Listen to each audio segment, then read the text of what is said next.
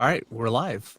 Uh, everyone, thanks for coming. And um, I have no idea what I was going to say. Meredith's not here tonight, so I'm on my own, and so right away I'm falling apart. All right, we're going to do some Frazetta study tonight, which I think should be a lot of fun. And what I wanted to start out doing is just some rough sketches, and just to kind of loosen up. I'm feeling a little stiff. I actually haven't worked today. I had all kinds of uh, I had a bunch of scans I had to make and a bunch of catching up with stuff and email. And then I ended up, it was a beautiful day. And today is my kind of break day. So I was out on the motorcycle with a friend. So this is my first time drawing today. And by the way, hi, Timasi and Not a Person and Rick Ingles. I'm sorry, Rick. And Rico Church, Artsy Designs is here. George Arnold, James Largos. It's great to see you guys all here. Yeah, I think this should be fun. So I'm going to switch from my face camera, which I actually kind of like. It's the empty basement behind me, and it's not actually all that dark in here, but the way the camera's set up and the lights in front of me are so bright, it looks like it's like a totally dark room. It's actually a little spooky. All right. I'm going to switch to my desk camera. Hopefully this will work. I tried it out a minute ago, so we'll see. Here we go. Wow. Worked. Okay. So this is a book that I wanted to start with. And I've actually gone through and bent some pages for us to use, because if you ever do get this book, I highly recommend this book. It's phenomenal. It's a great book. But something to bear in mind is that there's a lot of nudity in it. I think most pages actually have nudity. So one thing about Frazetta, I went through my other book too. I've got it just over here that we're going to work on in a second. And I had to go through and do the same thing, just try and earmark pages so I can show stuff that doesn't have nudity. And it's a real shame because some of his best work has a lot of nudity. So I wanted to start with this figure here, because check out how cool that figure is. So I'm just going to set it up in the corner and use that as my reference. And I definitely recommend when you are following, just, use this picture that I've got up. It doesn't need to be super detailed. Let's see if this will work. Okay. And I'm just going to go ahead and start. And I'm going to draw these pretty small and just get a bunch of them on the page. So here's my chest. Just be really loose with it. I can see the line from his chest is kind of coming this way and then coming around to his hips, which are turned this way. And so he's got one leg. And part of the idea of what I'm doing here is I really want to not be me as much as I can with this artwork right now. I want to try and make it as Frazetta as I can. And that's really kind of the whole point of this. So, and I find that's really how I get the most out of doing this kind of sketching.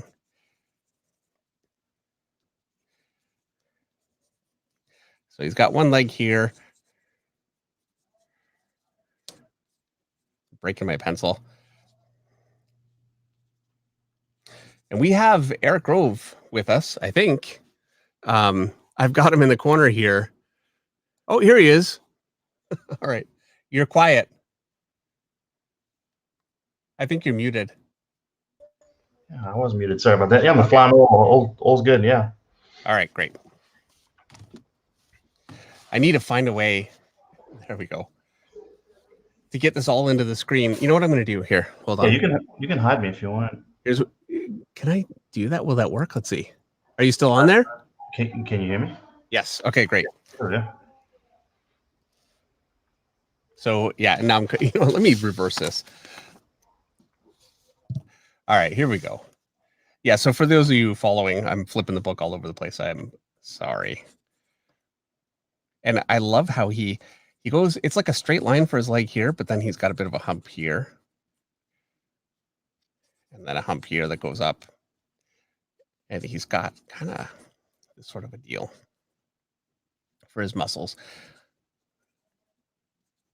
And I kind of don't even want to think in terms of real like anatomy. I'm much more interested right now in just capturing the shapes that he's using as much as I can.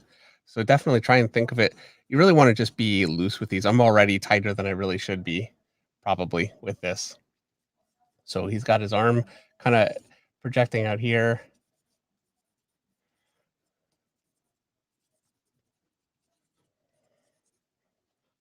his other arm's coming out from here. So I've got my chest, basically.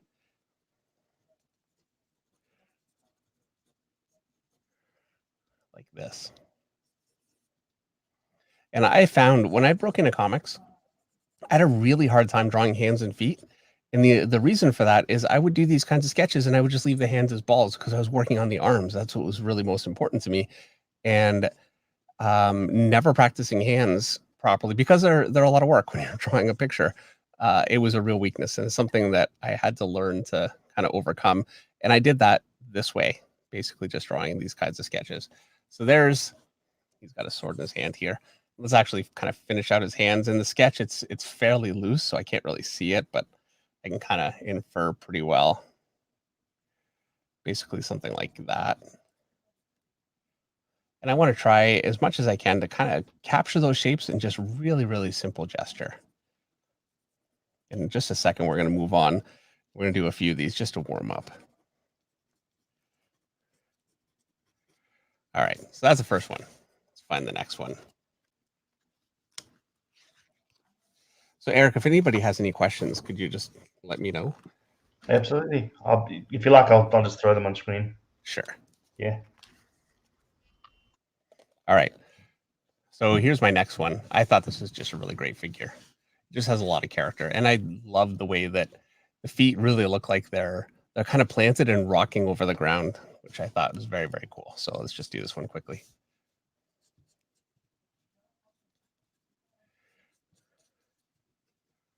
And the idea of this, because we're not really doing anything very tight right now, we're just kind of playing around, just getting comfortable. So don't worry if your sketch ends up looking kind of odd and not really like what you want it to look like. It's just getting comfortable. So I want to capture as much of it as I can, but also as quickly as possible too. And chances are, if you haven't been drawing as long as I haven't been drawing for a long time, it's going to be a little bit tough to keep up if you're really trying to get detail in there. So I recommend you really don't do that too much. Just be comfortable with it, relax, and just try and get the overall figure in there as much as you can. So here's my head here. I'm going to draw in my pelvis here. I love that shape he's got for the top of the buttocks there, that kind of a shape. And this is the kind of stuff I really get from looking at stuff like Frazetta, that kind of thing, is really great. Just simple anatomical shapes like that just really work. And look at how much that adds to the figure, just throwing that in there. So my knee is basically here.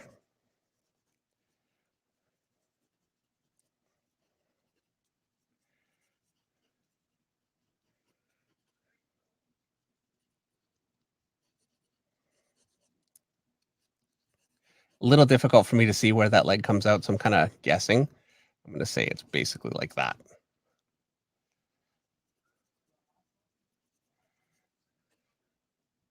And I'm not seeing the other hand. He's got like a knife here, and his gun is kind of here. Just like this. Not really drawing the gun though. So yeah, that's basically it. Just enough to kind of get that gesture in there. Just get the figure and be comfortable with it. All right. Next one. You know what? We could actually try this one right here. I think it's a pretty good figure. So let's do that one too. And I'm going to start speeding up just a little bit here. And this tends to happen. I'm really trying to do just gestural, really quick, simple sketches, but it's difficult for me to kind of get into that mode just cold. And so as I go along, it gets a little bit easier, and I'm sure you'll find the same thing.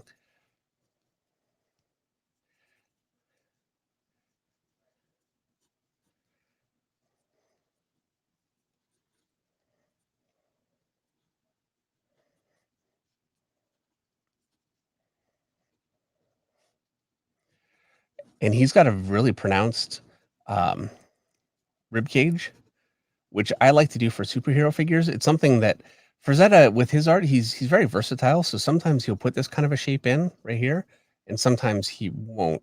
And it really depends on what he's looking for from a figure. I generally always put it in. It's a comic book style. So that's a choice you kind of have to make. What kind of a look are you looking for? So here's my pelvis, just like this.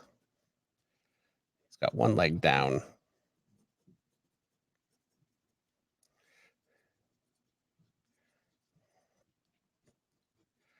back foot kind of goes like this. I feel like I got a little thin there.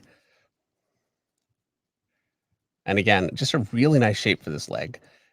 He's got a cut in here, and then it comes out for that whole muscular kind of, basically it's these muscles here. So you've got your it's like the triceps on your arm. It has a name. I'm no good with muscle names. It's really not important to know the muscle name. To draw, it's not important. To teach, it is. And I keep telling myself, I'm going to learn this so I can teach this better, and I don't. So yeah, it's these muscles here. And so what he's drawing really is this kind of line defining the inside of it. And I really like how he gives it that kind of hooked shape. It just has a lot of character to it. And I really want to try and pick up on that kind of stuff as much as I can, just quickly. So there you go. There's another one. We'll do, I think, a couple more. Time is it? 8:11. We're working fast.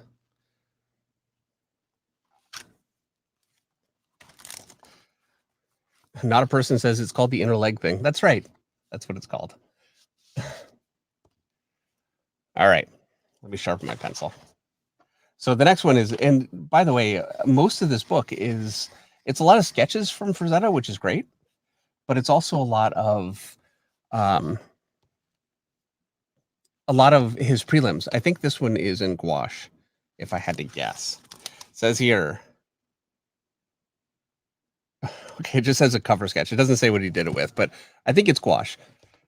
And very, very cool. He gets really the whole cover in there.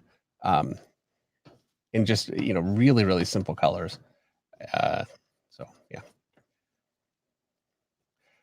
So I've got my chest here. You can see it very clearly in the picture. This is actually similar to this one. I've got the arm coming over. And you can see how quickly you start to see this arm and this arm are very, very similar. When you get good at drawing an arm like that, you're good at drawing a lot of poses that are similar to that. His head is down like this.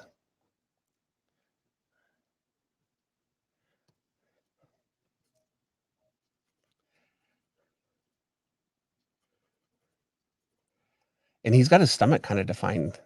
Like, I really like how he's got it lit there. That kind of he's got the whole thing lit from here. And so he's casting a shadow down from the arm like this. And we're not really doing shadows right now, but you just pick up the stuff as you're going along, drawing some of this stuff. And this muscle here, here's your rib cage here, going into your serratus, and then they go into your oblique right here. And I really like how he's got that defined. Kind of comes like this, goes down to a point, and then it gets a little thicker here, and it just looks great to me.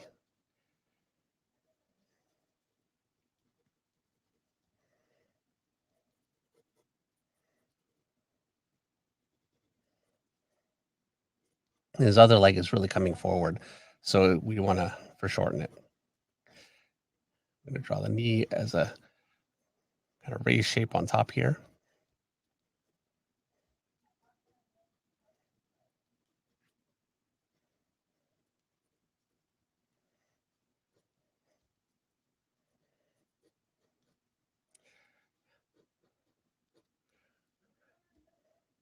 And his other arm is just coming out here. So I'll draw a tube for the upper arm, tube for the lower arm. His hand is a little undefined in the original. It's all right, though. It's a sketch. And there it is, basically.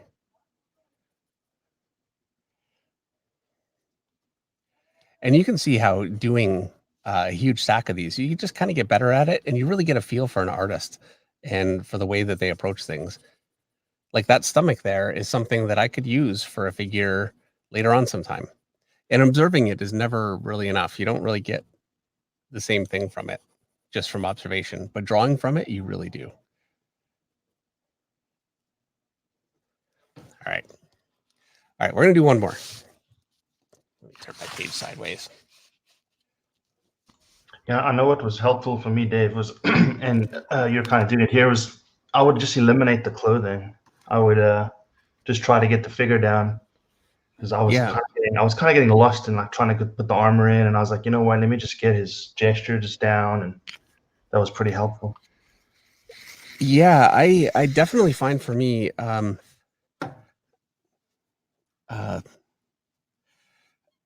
you'll see with these, I'm really mostly eliminating the clothes too. I think you can be really great when an artist is really good at clothes. If I'm working on that to work with it, but yeah, to get the base figure in, you can clothe this afterwards. So Right. I definitely agree. You want to simplify it as much as possible. Like for this figure here, I'm not going to draw the shield. I think this time I'm going to try and draw that arm and just make up what I don't see. And this one, I really feel like I should save for when we do something a little bit more realized. But maybe we'll just do it again because I love this figure. I think it's really great. So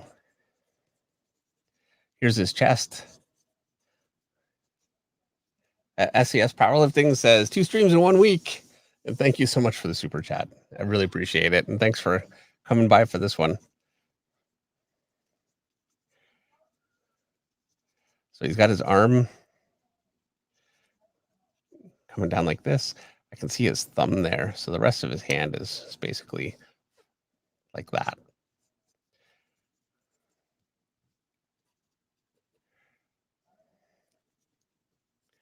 Other arm coming out like this. And the idea really, again, you want to just capture as much as you can just with simple kind of gestural form. Don't worry about drawing in each individual muscle, making sure they all line up. You're really just getting a feel for the way that he approaches his shapes. And this is why you really do have to know your anatomy pretty well, so you know what you're looking at and you can break it down. And then from there, it's to really learn anatomy well and make it look believable. You need to be able to get to the point where you can break it down in figures like this and start to make it work for yourself. Just as simple as possible. Center line for his stomach, kind of here. And he's got a great shape here. It kind of cuts in and then creates another shape there. I think that just looks really great in the original. He tends to go a little larger with the buttocks than I would for a superhero. He does very sensual kind of figures, and for superheroes, they tend to be a little bit more androgynous that way. So, I'm going to do that for these, but generally speaking, for my work, I tend to downplay those kinds of elements.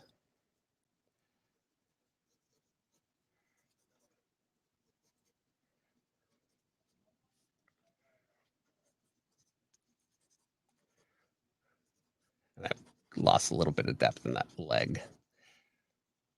And here he's got that same line coming up along. He doesn't have it quite as defined as I did there, but I could do the same thing, that little bit of a hook there. I still really like it. But then it's going too thin here, so I need to bring that out. But this is where, and sometimes it'll work and sometimes it won't, but as you do these, you start to just pick up little kind of ticks from different artists, the way that they approach things, and start to be able to use them yourself. I do find, especially when I'm really observing while I'm drawing, my proportions kind of get a little off. And I think they're a little off on this one, but it's a sketch. Other leg.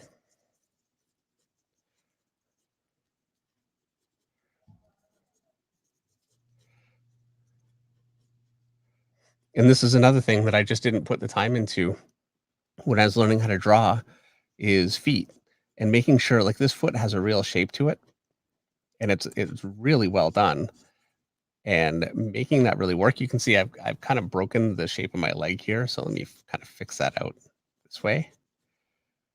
Then he has it pop in just like this. And I'm not worrying about the anatomy. I'm just worrying about the shapes.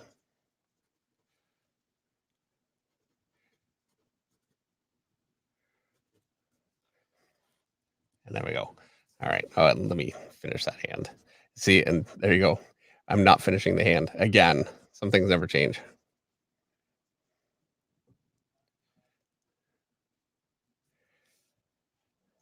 He's got a bit of a beard. Give him his horns.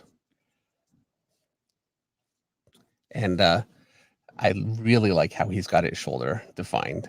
He's got this large muscle here, a little bit here, and then a bit of a definition here, and then a break before he gets here. And that looks great to me.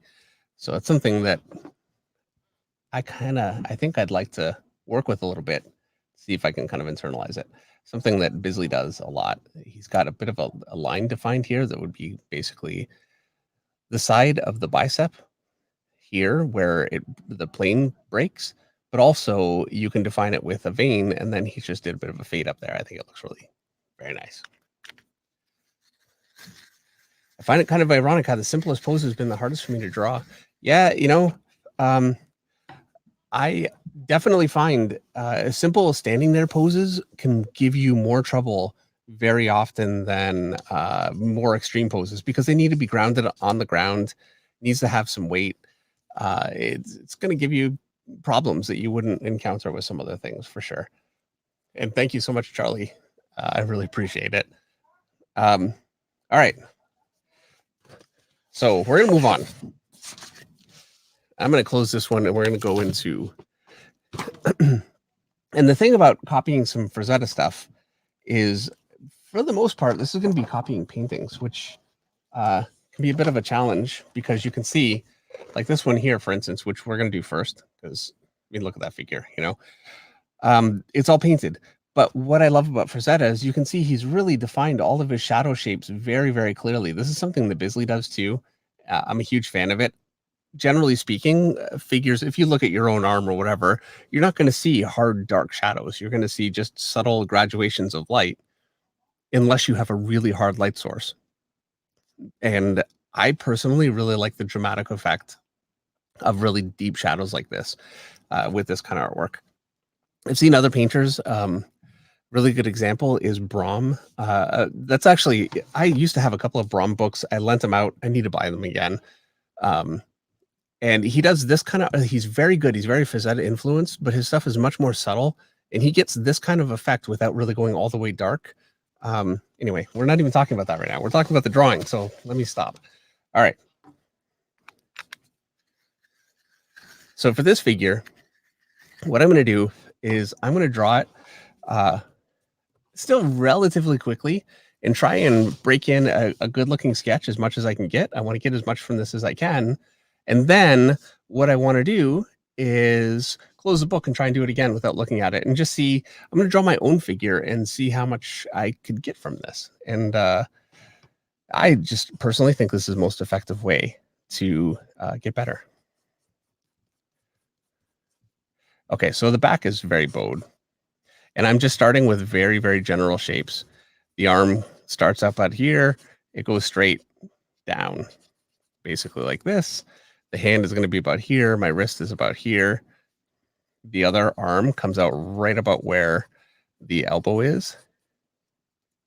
So right about here. And none of this is so important because when you're drawing your own figure, you're not doing essentially what I'm doing. Like, this is a block in where it's just blocking in simple shapes to get, but you do have to do this when to make a bunch of figures work on a page. You need to be able to block in really simple shapes like this in order to make all your proportions kind of work together and different figures work together. So his ear is kind of down here. I really like how he's opened that mouth. Kind of comes out here. Basically something like this. Brow.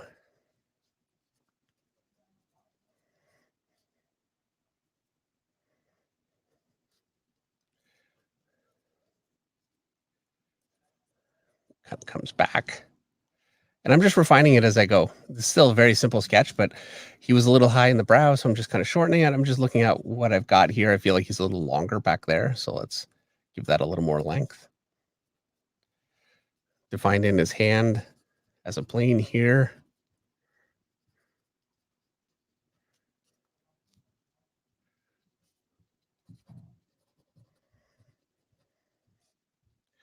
Triceps. He's got basically two large balls. This one's larger. His elbow comes up here. Just a simple ball for the elbow.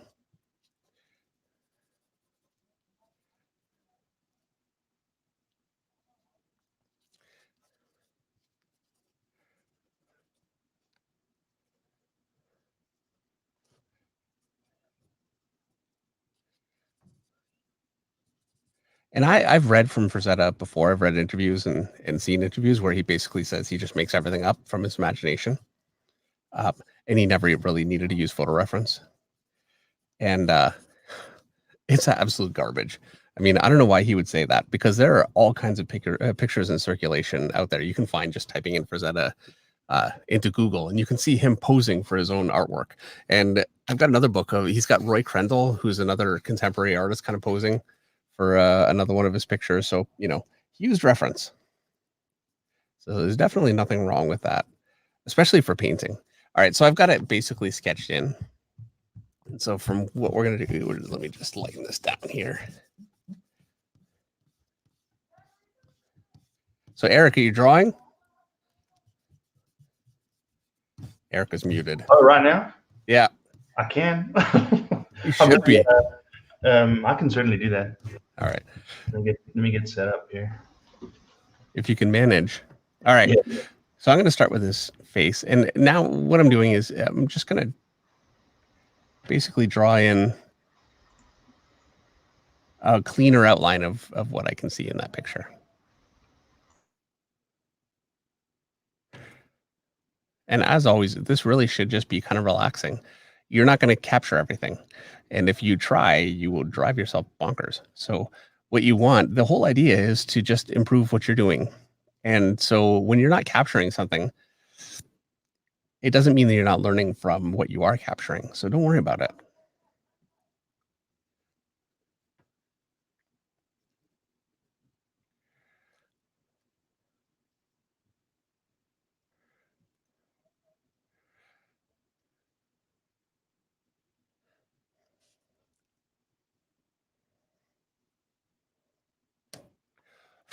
Breaking my pencil. Dan Genovese says, do you do time sketches? I don't do time sketches. I just let them take the time they take, but I definitely do them quickly, you know. And it depends on what I'm looking for. If I'm really looking for gesture, I'll stick with what I did when we started. And I can do page after page of that stuff and get a lot out of it. And that's really all I need. So it depends. But for this one, this is going to certainly take longer than, 1 or 2 minutes. I think the other ones probably did too. I'm not sure how long they took, but not too long.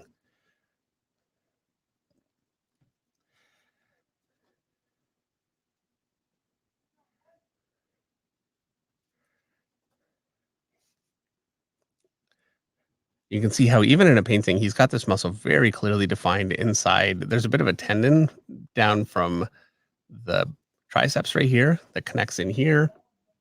And then the bicep connects in there, and you can really see it in this picture, which I really like. It's amazing how much, even with a really shadowed, kind of simply formed picture, because it's his shadow shapes are what I really like. I'm talking in circles. Is he, for the most part, thinks in terms of really broad anatomical shapes. Like this is a big anatomical shape, and it has an impact on the shape of the arm and how it turns. This is a big shape, and he'll put a little detail in there, but he doesn't overly fuss with that stuff. It's all about getting really great looking gesture and shapes.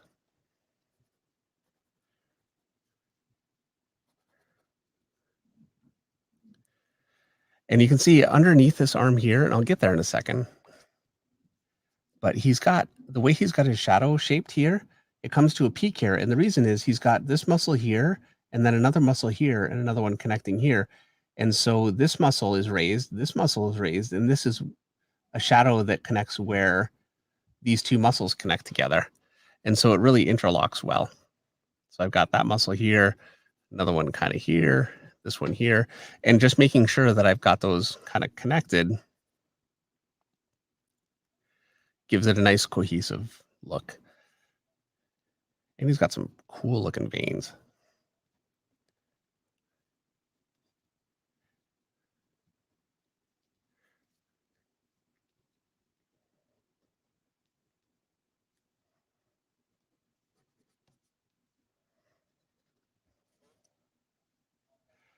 Vegas David says, I'm way in over my head. You're really not, because you want to just get what you can out of it. And you'll find what you get out of it today is what is very different than what you'll get out of it a year from now or a year from then. I've got a glare on my page here. And so don't worry about it. The idea isn't for you to be able to just draw Frazetta and make it perfect. And then, because I'm going to do this on my own next, and you'll see how different it is, me trying to just do this from memory.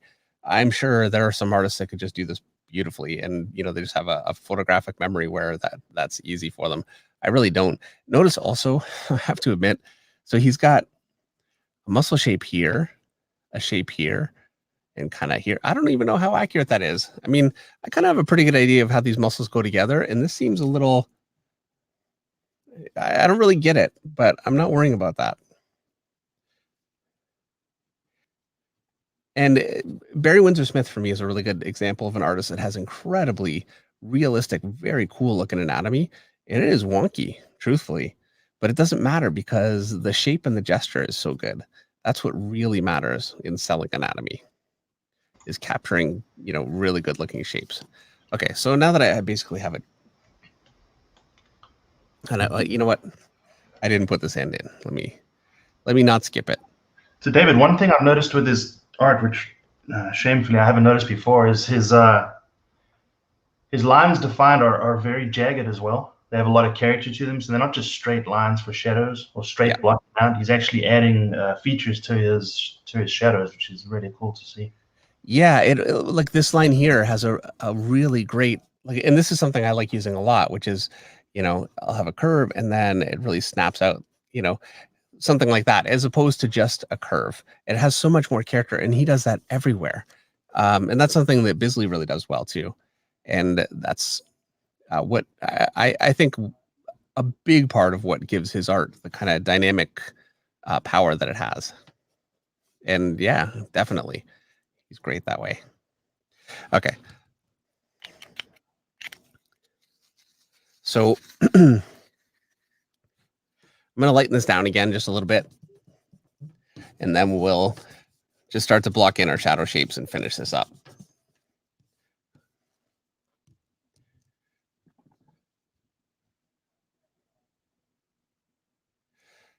Charlie Park says, I think you're seeing the rhomboids larger than the trapezius, which is often to never not the case, which is why it looks that way, in my honest opinion, in terms of that looking bigger than normal. Sure, yeah,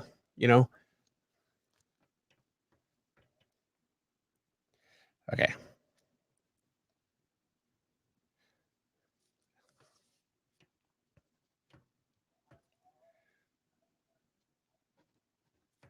And so he's got this muscle because he's got it lit from here, which is really classic lighting.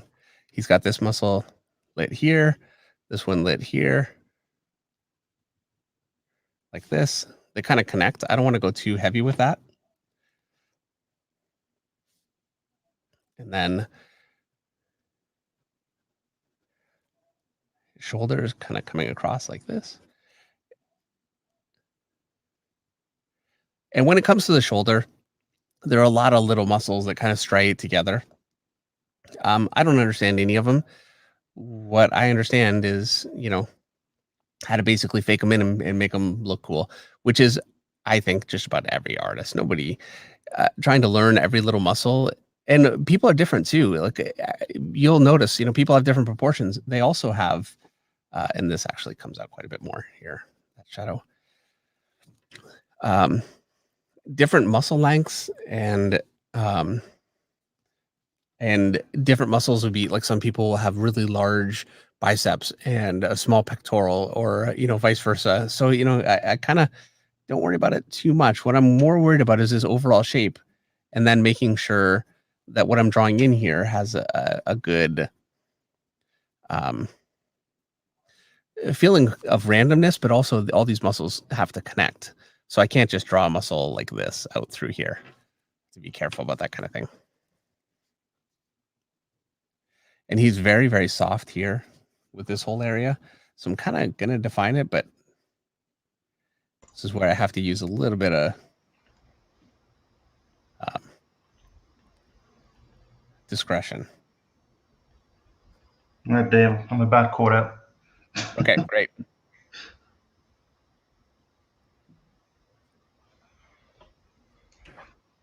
In a minute, this is where this is going to get really fun. And that's when I try to draw this and make it as close as I can without looking at the original. And I'm going to end up losing a lot. I'm going to end up relying on a lot of my own knowledge. And so the more of that you have, the easier it is, but you're going to lose a lot. And you have to expect that. But that's kind of the game. That's what makes it fun, is to just keep doing these and see how much more you can get from it. And eventually, if you do these enough, you'd probably get pretty good at doing a pretty reasonable Frank Frazetta, which is, that would be pretty admirable, I would say.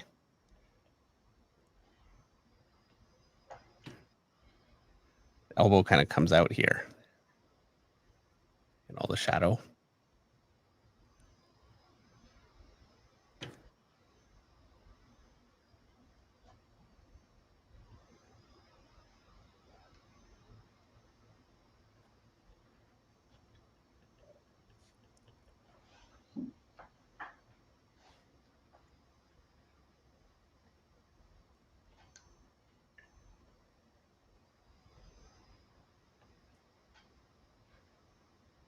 So I know he's got this shape here, this one coming in, and then this one coming up here. And I really want to try and make sure to remember that and see if I can get that working for me in my own drawing after this.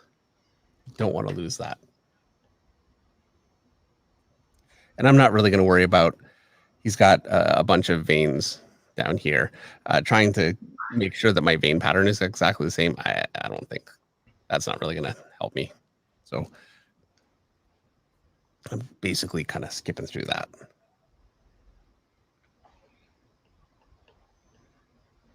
And I'm trying, if you notice, to interpret all of his shapes. He's got very hard shapes and some soft shapes. I'm really going very hard and jagged with everything. I think for me, you get a much more definite kind of drawing from it. And I think you get more out of it. Now, I feel that way. I don't know that that's true. It's just how I feel about it. So, take that with a grain of salt. I just really like jagged shapes. I think they're much more dynamic. So, and let's see. Let's kind of shadows out more here. This hand is pretty dark. Let's just shadow it in.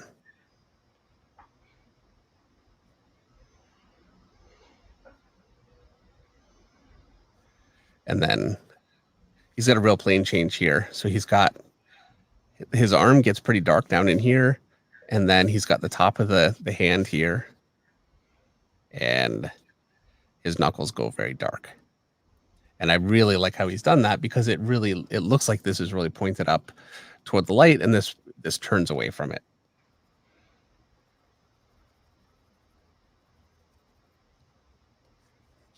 And since we put the face in, let's just put that in quickly. So he's got his cheek. His whole bottom jaw is all very dark here. And I should also go dark here. Just casting a shadow from his upper lip and his teeth. And so the whole head has, it's like a ball. And so all the shadow is really based on that. And so he's not just putting shadow all over it. It looks like a rounded ball with obviously some extra form to it. But, he does it so well. I just feel like there's so much to get from that.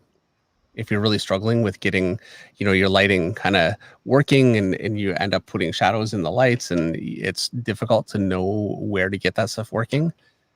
Look at an artist like Frazetta, who does it masterfully, and you can just see how much he's just rounded that into a simple shape of light. He's rounding that cheek down to here. Bit of a shadow under the nose.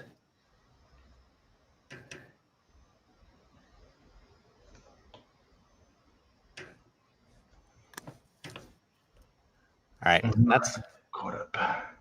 All right, that's basically going to be it. We're going to leave it there, because now I'm going to try and draw it again. So we'll see how this goes.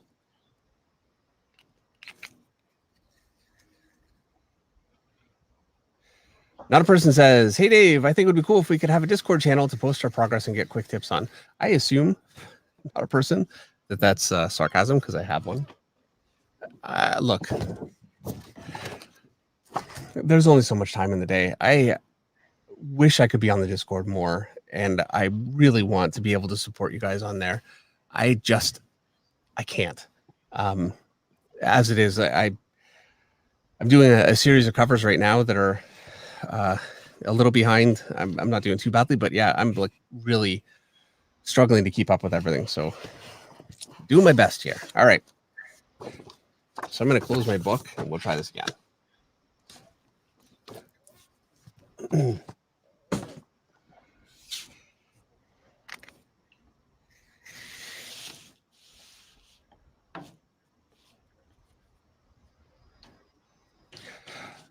So I remember the back was very curved. Basically like this. I'm doing this too, right, Dave? Yeah, you should. Yeah. Okay, here goes. The upper arm was kind of here. Went basically straight down, slightly back. The hand turned up here. Elbow kind of here. Back all kind of curved in here. Yeah, I would definitely say that this helps you to learn your landmarks for sure. Yeah, absolutely. His ear was kind of like this.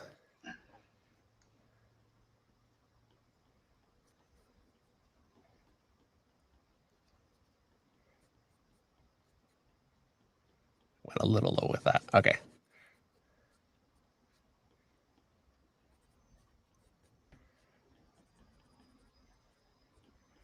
So he had a pretty good size shape here. Kind of lost that a bit. This muscle.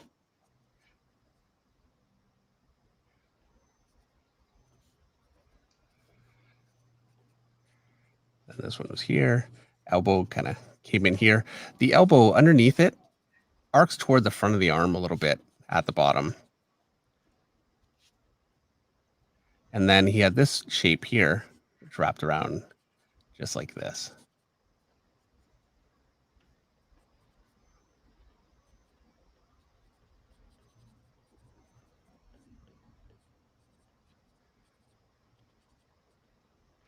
And I remember I was saying there's a muscle that came along here. This one was here, and then he had another muscle kind of here. So I think I've got that basically sketched in there.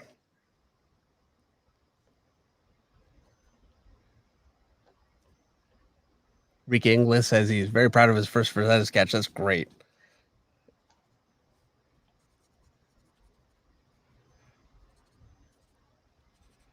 All right.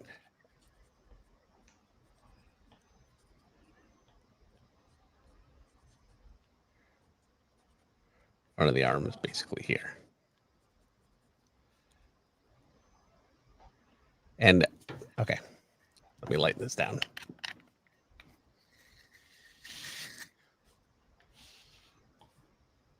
Got into focus. Looks like it's a focus now. All right.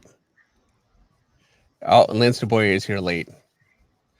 That means you missed the sketches. You're going to come in cold. Thank you very much, Marco. All right. So I'm going to start defining in a little more cleanly. I remember he had a shadow along this muscle here. It started very thin and then kind of went thicker like this, which I really liked. So I'm going to make sure to get that in there. Break my pencil again.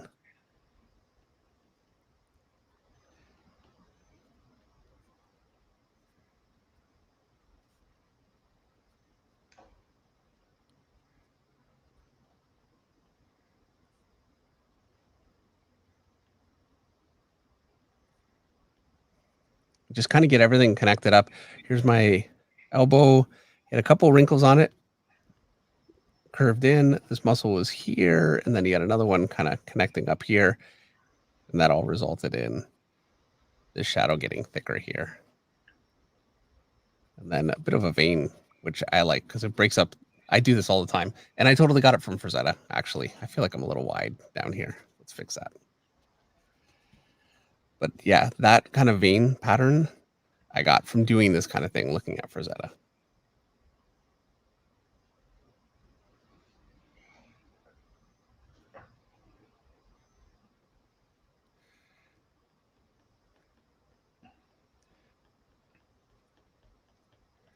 get a bit of a shape like this. This one here was very soft. And then you could see a bit of, it's basically like a spare tire that you kind of see along the side here. So I'm going to go a little there. Very hard with my outline.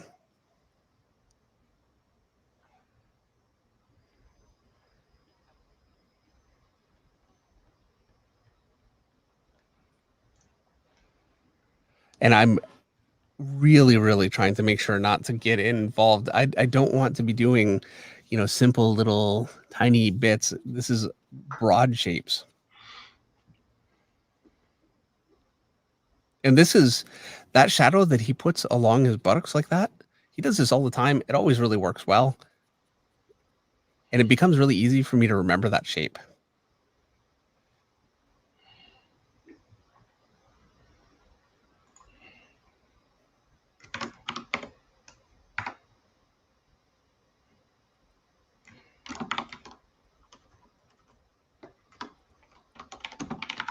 Tomasi Draw says, "Hey Dave, the Frazetta art is coming along great. I know that I've asked how to do it, but will there be a portfolio review tonight?" No, there will not be. Thank you very much. So I really appreciate it.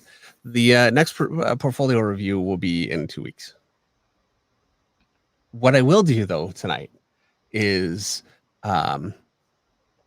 ask you guys when we're finished with some more of these. We're gonna basically do just about 2 hours of this, and then I would really like it if you guys can show me some of what you've done with this and see how it's come along. So we'll put up a link for the StreamYard when we're done. All right. So there's basically as close as I could get without looking at anything at the original figure. And now I'm going to go ahead. And this is where now I have an advantage in that I've done a lot of Frazetta drawing, and also I've done obviously a lot of my own drawing. So I have a lot to work with. If you haven't, you won't have as much to work with. You're going to have more trouble, but this is how you learn it. So, embrace that. I keep saying that, but it's true. How's it coming, Eric?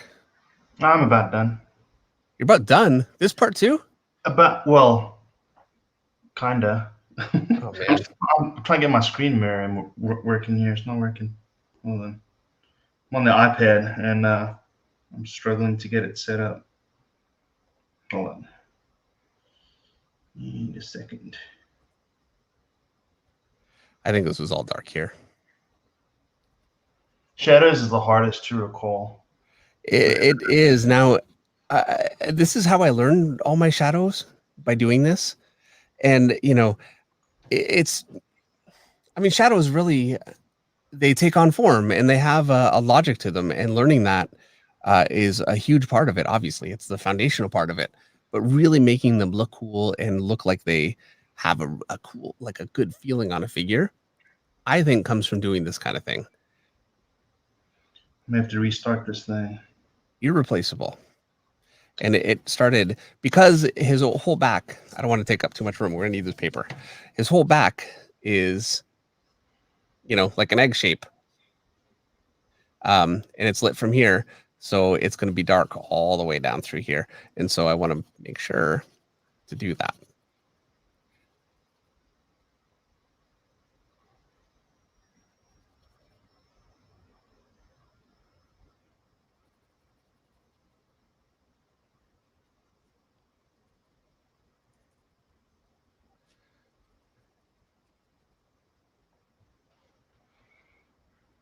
And then this got pretty dark in here. There's the pelvic bone here, which I don't remember seeing in the original. I'm putting it in there because the space was there. It just looked right to me. So I did it. And I think this actually kind of connected up a little bit more like that. Yeah, and David, and what you told me about using reference before, this is exactly how you do it, right? It's you draw upon your knowledge of anatomy so that when you look at someone else's pose or whatever, it naturally will become yours. Yeah, if you have very little understanding, it makes it really difficult to ever go away from the original reference.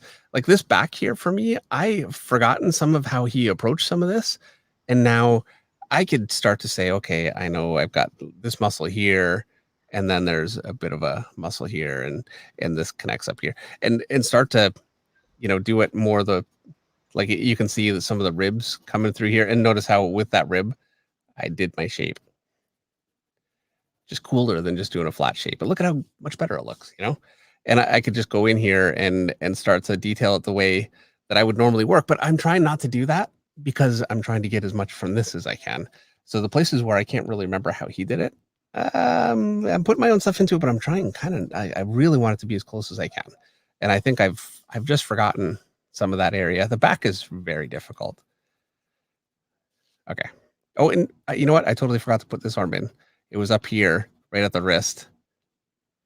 I forgot that too. Hold on. Oh man, George Arnold, thank you very much.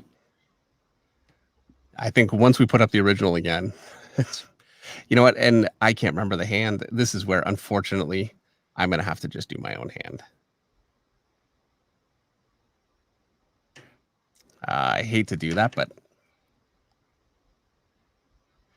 Frazetta's hands, like these kinds of hands, are not something I've worked with. I work with much more with two artists,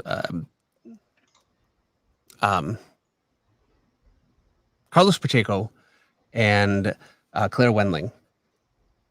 And I'd like to do a Claire Wendling thing for this sometime fairly soon. So she's incredible. And she's another one, though, that draws so much nudity that, like this stuff, I can't make a book of the week. It's so hard to do. Claire Wendling is another one. I would love to do a book of the week. Try and find a page where there's not somebody naked on it. It's impossible.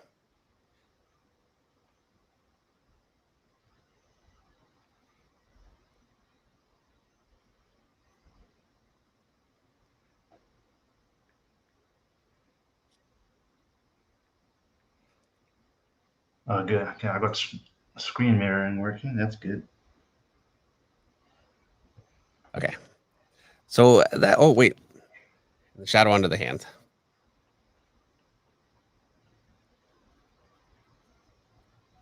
So that's basically going to be it. Now I want to check out. Where's I lost it. Oh, did I turn my page over? Nope. All right. So what I really lost was in here. It came lower like this, up into a cool looking shape like this. And then on the back,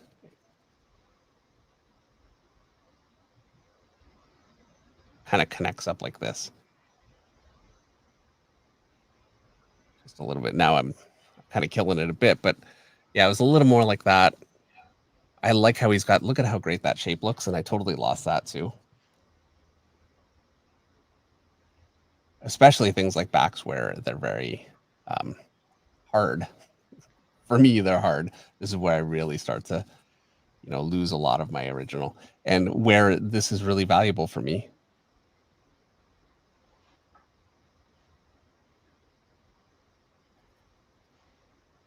And by the way, notice how much that looks like Mike Mignola, early Mike Mignola. And he was using a lot of Frazetta's kinds of shapes and really going jagged with them. And I think that started to actually become the basis for his style. And I mean, I'm not in his head, so I don't want to, I don't know, but I think so. I think that's really a lot of where he came from. So, and this came to more of a peak down here. But I do think I got quite a bit. Oh, in my back, I've got bowed out low. He's got his back. And you know what? I think this is a stronger drawing because the back is. Oops, sorry. Oh, there you go. The back is much more hunched over the arm. And I've got my back pushed out this way. And so I'm pushing out a lot of my energy away from the arm. I really want to bring it up and over on top of that arm. And you can see he's getting so much power from that. Really, you can see his weight is rested on that arm. I really lost that. I think that looks not ideal, but I'm kind of playing right now and trying to see, especially what I lost. And I think that's an important thing that I lost. So it's not just the muscle shapes, it's also seeing where, yeah, like I really feel like his back, like he's got a weight pushing up from his arm. His back is hunched over it, and his weight is bounced on top of it. And I lost that quite a bit. So that was interesting. All right. So Eric, let's see yours. Right to left. How do I share on here? Let's see. How does that work? Hang on. There. Yeah, nice. He's not hunched over nowhere near enough. Yeah, you can see how his weight is really pushed onto his arm, and when you lose that, it loses a lot of the figure, you know? So It's well done. And like the shadow placement is good. It's like it really holds together. But yeah, in the original, and that's something that I think you don't learn until you try it, you know? Right. So, Hockey says he had a whole muscle in the wrong spot. Yeah, me too. It wasn't just you. But yeah, that looks great. All right. So we're going to do another one. Here we go. I have no idea. Oh, breaking my pencil. Yeah. Technical difficulties. Hold on.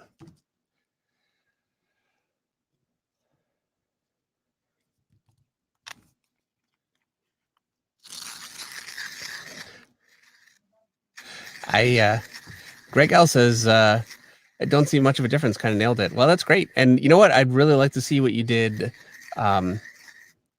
just afterwards. Oh, and Artsy posted your stuff on Twitter. So yeah, please definitely share it.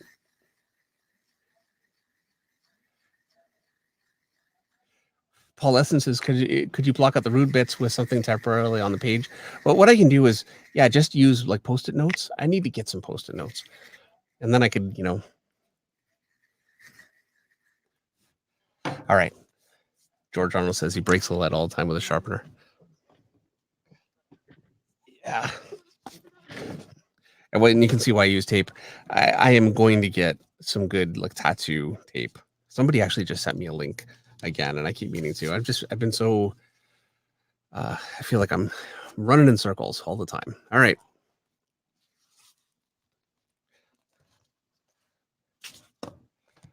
So that figure right there. Such a classic.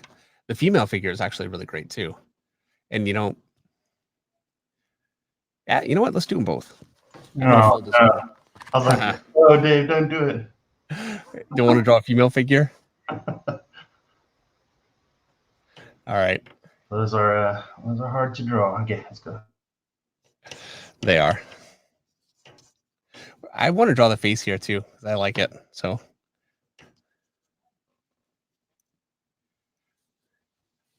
Marco says, do you use a sketchbook? And if so, what do you recommend for comic art?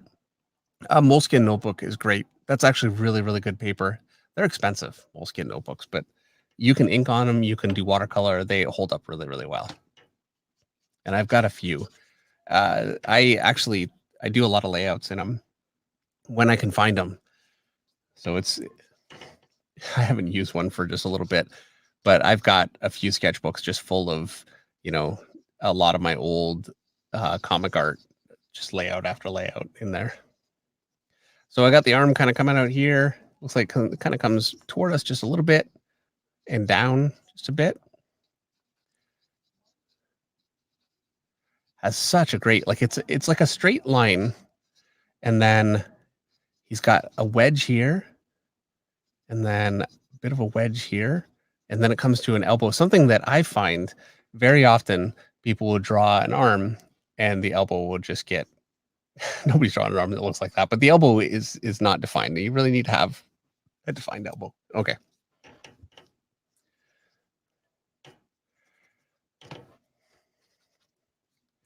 And I'm kind of, as I go along, I'm actually drawing a little bit of anatomy in there too, because it helps me kind of block in my sizing and make sure that it's kind of making sense. The middle of this figure really gets lost under her hair. And in the interest of, you know, keeping this moving along, I'm just going to block that out dark too. We're just going to cheat it. I could just fake it, but that's really not what I want to do right now. And I gotta say, after I do this for an hour, 2 hours, whatever, I start to feel like I can't draw a picture on my own again. You know what I mean? Like you start to rely on somebody's interpretation, and then it's like, oh no, I have to figure this out myself. Tagamo Model Works this year. Thank you so much for the super chat. You probably have post-it notes in a box somewhere. I do. I know I do. Well, Meredith does for sure. I just need to find them. Or, just go to the store, buy some. Finding anything right now is, as a matter of fact, actually to do this, I thought, yeah, it'd be great. We'll do Frazetta. Trying to find my Frazetta books in the pile of books in boxes was hard. So I love the shape of this leg. Look at how it's comes down very hard all the way kind of to a point here and then back down in. And then on the other side, he's got it like a hard line here out like this. And you can see it's very mechanical even. Look at how great that looks. So very nice. His left leg is killing me. Is killing you? It's like super thin. I don't know if it's because it's yeah. Well, let me get there in a second. And then he's got his knee really well defined with a plane change, which I, again, really like. And you can actually see he's got basically a line here. And this muscle comes up along it and this muscle. So that's where, and I always say that, but that's how those muscles sit on a bent leg like that. Knee. And by the way, no feet. So, it's not just me. If Frazetta could get away with drawing no feet, that makes me as good as Frazetta. Okay, maybe not, but, All right.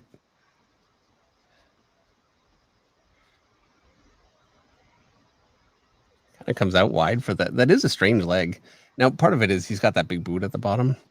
Yeah, I'm wondering if it's because of the strong backlight too, which kind of blows out. It's kind of cartooned, It looks very cool though. So I really want to capture it. I've never drawn this. Okay, I've drawn this figure, but I've never drawn it.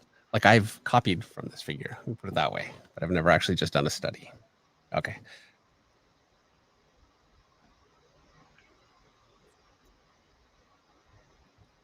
And the hand wrist starts basically here. Hand comes up at an angle like this. And then, and this actually, I had the angle right, but the elbow is getting covered by it. So you know what? I'm not going to worry about it. I'm not trying to draw perfect. We'll see. I'm curious to see if this is actually going to make my figure, because I didn't quite get that arm proper, like not exactly the way he had it, if I'm going to lose some power in my arm versus what he has. And probably I will, but we'll see. And then for the face, I love how he's got like a line for his his brow. His eyes are very much like a skull, kind of at this sort of thing. The nose, you can see that shape really defined. Cheeks, mouth here. You can only see a little bit of a circle for the chin. His ears would be up here. That's basically it in my sketch anyway. And now, obviously, I'll fix this in a minute. But for now, that's what we got. Paul Essenson says, feet, who really needs them? That's true. I agree. Feet are for amateurs. All right. So let's get her kind of drawn in. Her arm, her hand is basically here. So all I'm doing right now, I'm just landmarks. So her upper arm is right here, or lower arm. Her hand's about here. That puts her shoulder about here. And this helps me really kind of place her. Especially if you do a layout, like this kind of a small layout, and then you want to copy it larger. If you can lightbox it, but you can also just break it down in really simple shapes like this. And you don't need to lightbox it. I didn't actually lightbox anything for years, and I have been kind of lately. I'm doing a lot of Walking Dead covers. And I started with the first one. He had a really Kirkman had a really strong idea of what he wanted for the cover, and he wanted to make sure that we nailed it. And so he asked me to do a much tighter layout than I normally do, and so I did it small sized, really detailed. And at that point, I didn't want to have to redraw the whole thing, so I just put it up in Photoshop on my screen, blew it up to the page size. I don't have a mathematical way of doing that. Like if there's an actual size, I don't know. So what I would do is I would make it a tiny little bit bigger, put the page up to it. If it lines up, I'm good. If not, I would, anyway, I'd finally get it and then trace the whole thing out and draw it. But for the most part, I don't do that. The hip comes out here. So this would be her pelvis here. Very, very interesting shape to her legs.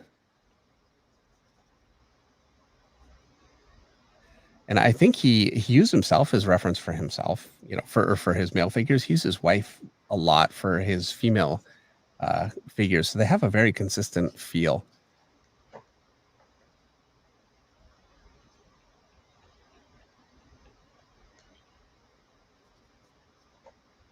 I don't know how much of that I'm capturing. I feel like I'm losing some of it. We're going to keep going.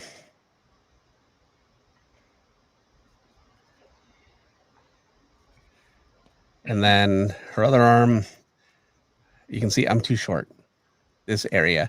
And I did a drawing female torsos video, and I was talking about that in the video.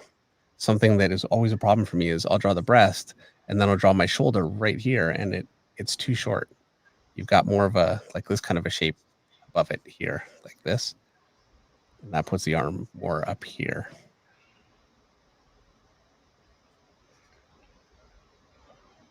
The arm's kind of hidden behind the body, but and I'm too narrow with her hips too. And this is just being a comic artist. And this is why this is so useful for me, is just trying to break habits. Even if I'm not going to use this in the end, it's thinking differently. Okay. That's going to do for basics. You know what? I didn't even draw her face. And yeah, the shadow's fine on it. I'm not going to draw her face. Okay.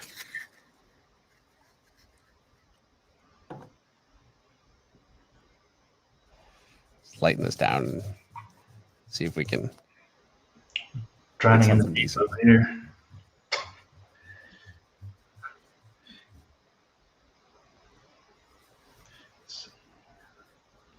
Not a person says, always remember that Jim Lee avoids drawing feet unless needed. Yeah.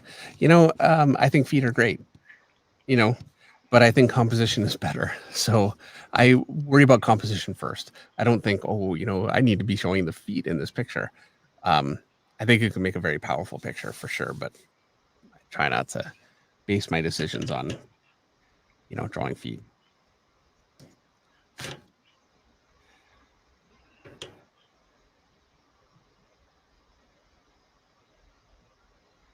He's got a bit of an interesting shape. So he's got his arm coming here. This connects here. And then he's actually kind of comes out a little. And I don't know. And he's got a big shape kind of defined. It's very strange. But we got it.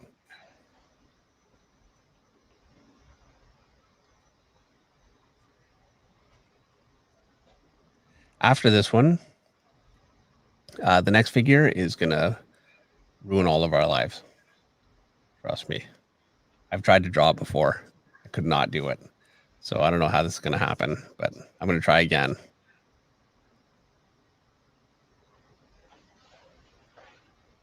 And so he's got his bicep here. This is such a great shadow combination to remember. This muscle connects up into it here, and then your tricep right here. And then bicep kind of connects up here, and you got a little muscle right there. And that's very consistent. And I really like how that's kind of formed up. He's got some veins, which always look cool. And already kind of fixing my arm as I go along.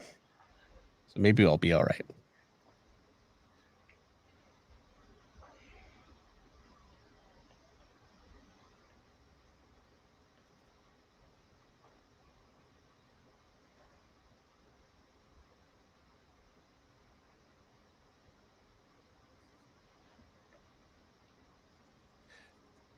and then the deltoid.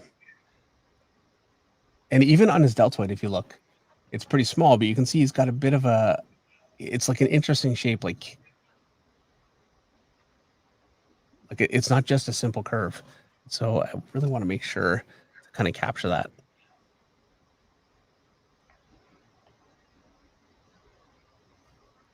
Then he's got a heavy shadow under. Let's just block in his face really quickly.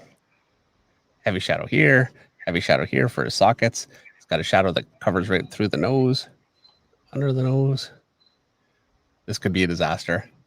When I start drawing this way, and I do this sometimes, where I'm too lazy to really form out my features, and I just start trying to define it purely with shadow. Yeah, I've had some real messes that way, and this could be one of them.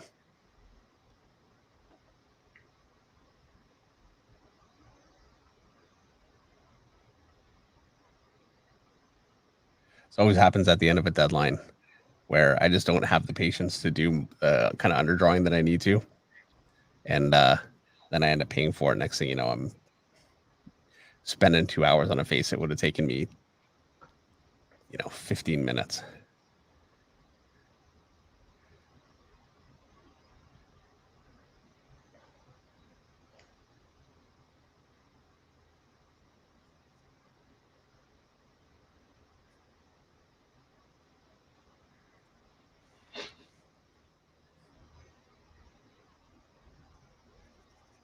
It's all going to be shadowed here.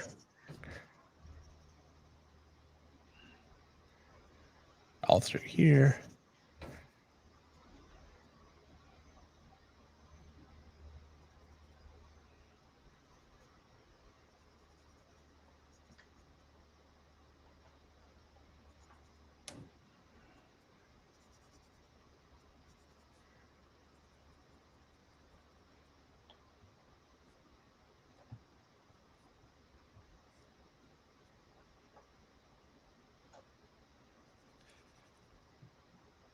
I'm going to give him a bit of a rib cage here. This is lit enough. I think you would see it. I'm cheating. Don't care. Maybe even a little bit of a shape here for the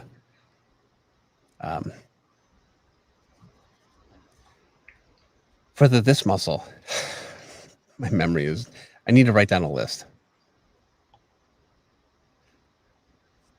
All right. And we're just going to shadow all this out.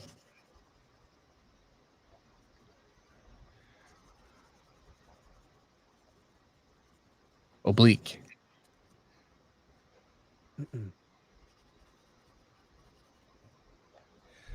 Okay. And so he's doing this with belts, but I'm going to copy it because I like how the leg is coming out from the body with that kind of a really simple definition because it's so shadowed. I think it's going to work.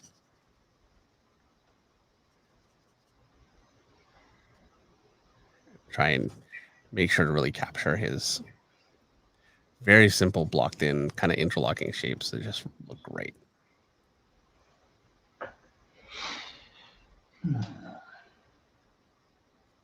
How's it coming? It's coming.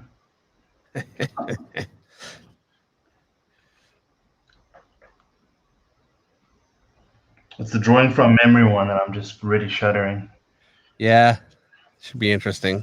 And this is I love drawing a leg like this, and I kind of use this in my actual drawing, but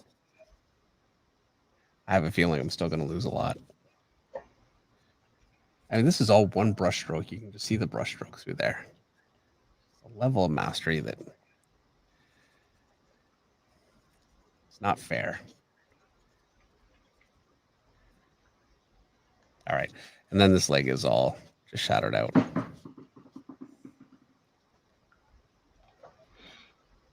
But he still has, even though it's shadowed, he's got a bit of a shape under the knee here. You can still see there's a little bit of definition. So let's put a little in just above the knee here. And then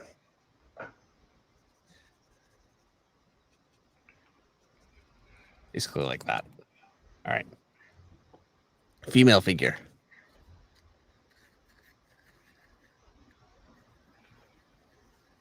That's where the wheels come off.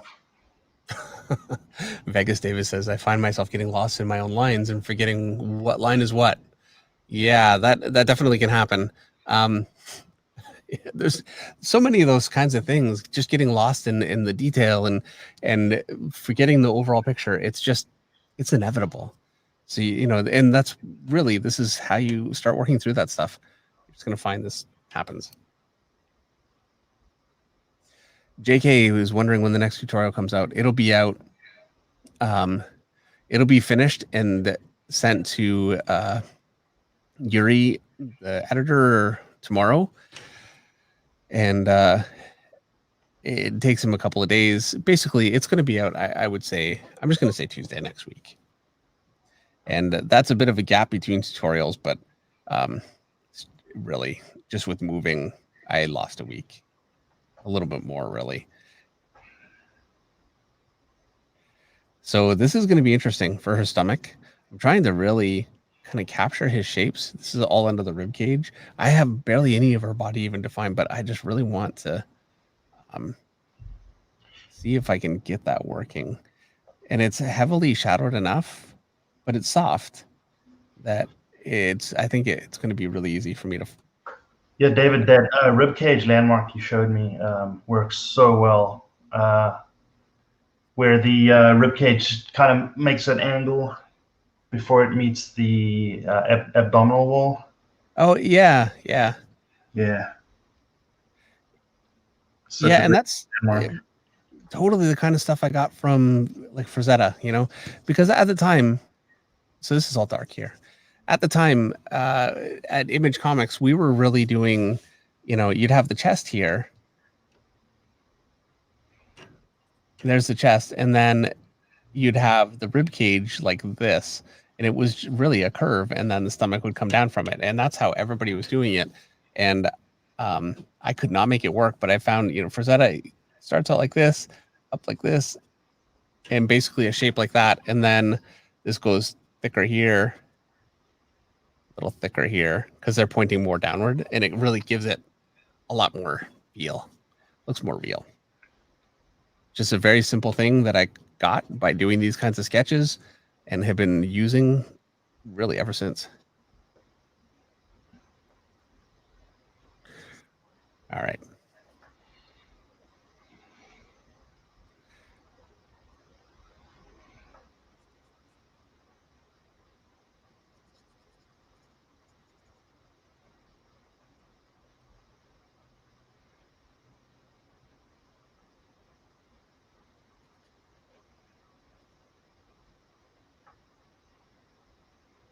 It's much softer. All these shapes are much softer on his female figure, which makes it harder to.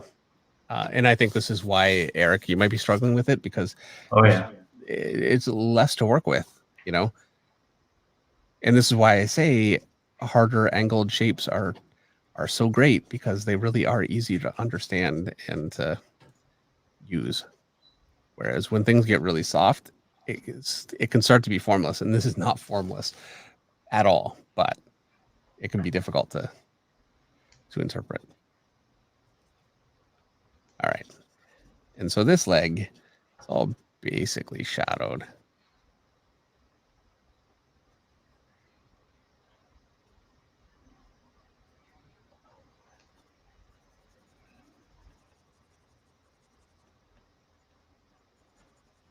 Right down to the knee, where he's kind of showing the knee, just like, actually very similar to what he did here.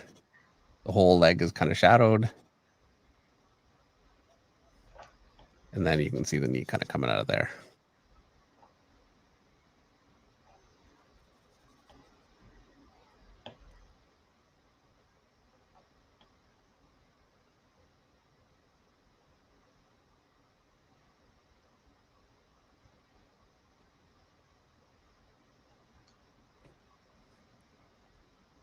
Her arms kind of coming out just like this. I'm already getting lazy. I don't want to draw the hand. I didn't even leave a space for it, really. Covered with your hair or something. Well, I can't draw hands.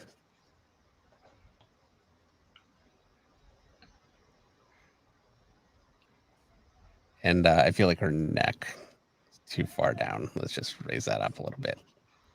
Bottom of her head, so I can kind of cast shadow from her head, just like that.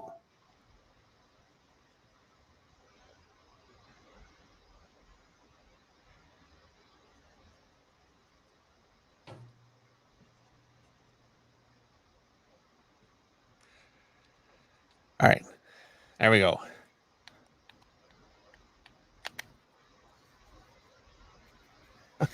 Alvin's finally going to draw along, coming in cold. Good luck. It's going to be tough. We're all warmed up here. All right. This is where this one's really going to get interesting, especially if I try and make both figures work together. Let's see what happens. Are we covering it? Yep. You ready? Oh, my internet's going out. I need some kind of excuse. Yikes. Yeah, it looks great.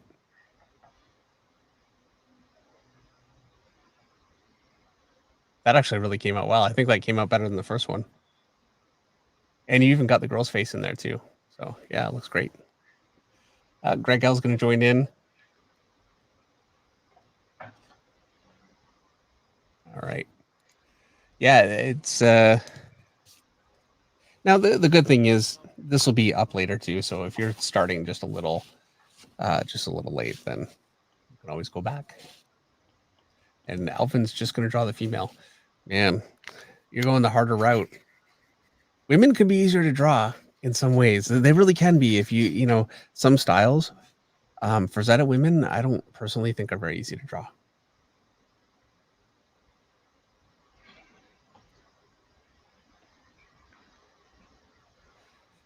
Greg L says, I've been having an issue with shading. I know you have a tutorial for it, but I still have issues. It doesn't look like transitioning planes, more like something with a big black gray area on it. Yeah.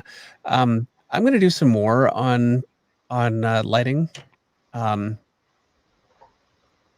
see if I can cover it a little bit more in depth. That was a very early video, and it was a little bit, you know, spur of the moment. I just basically said what was in my head. So I'll see if I can be a little bit more clear. A good portion of it, though, is these kinds of studies. So, you know, that definitely helps. Malcolm Bertley with a super chat, $5. Thank you very much. You mentioned being trained by Silvestri.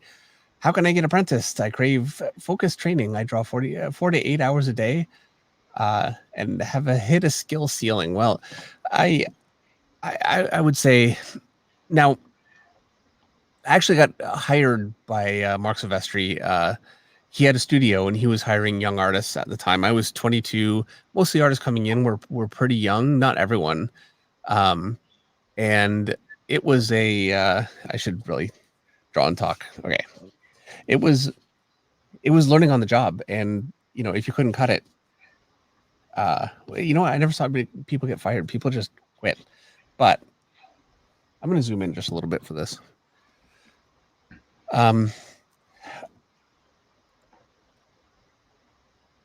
I would say, while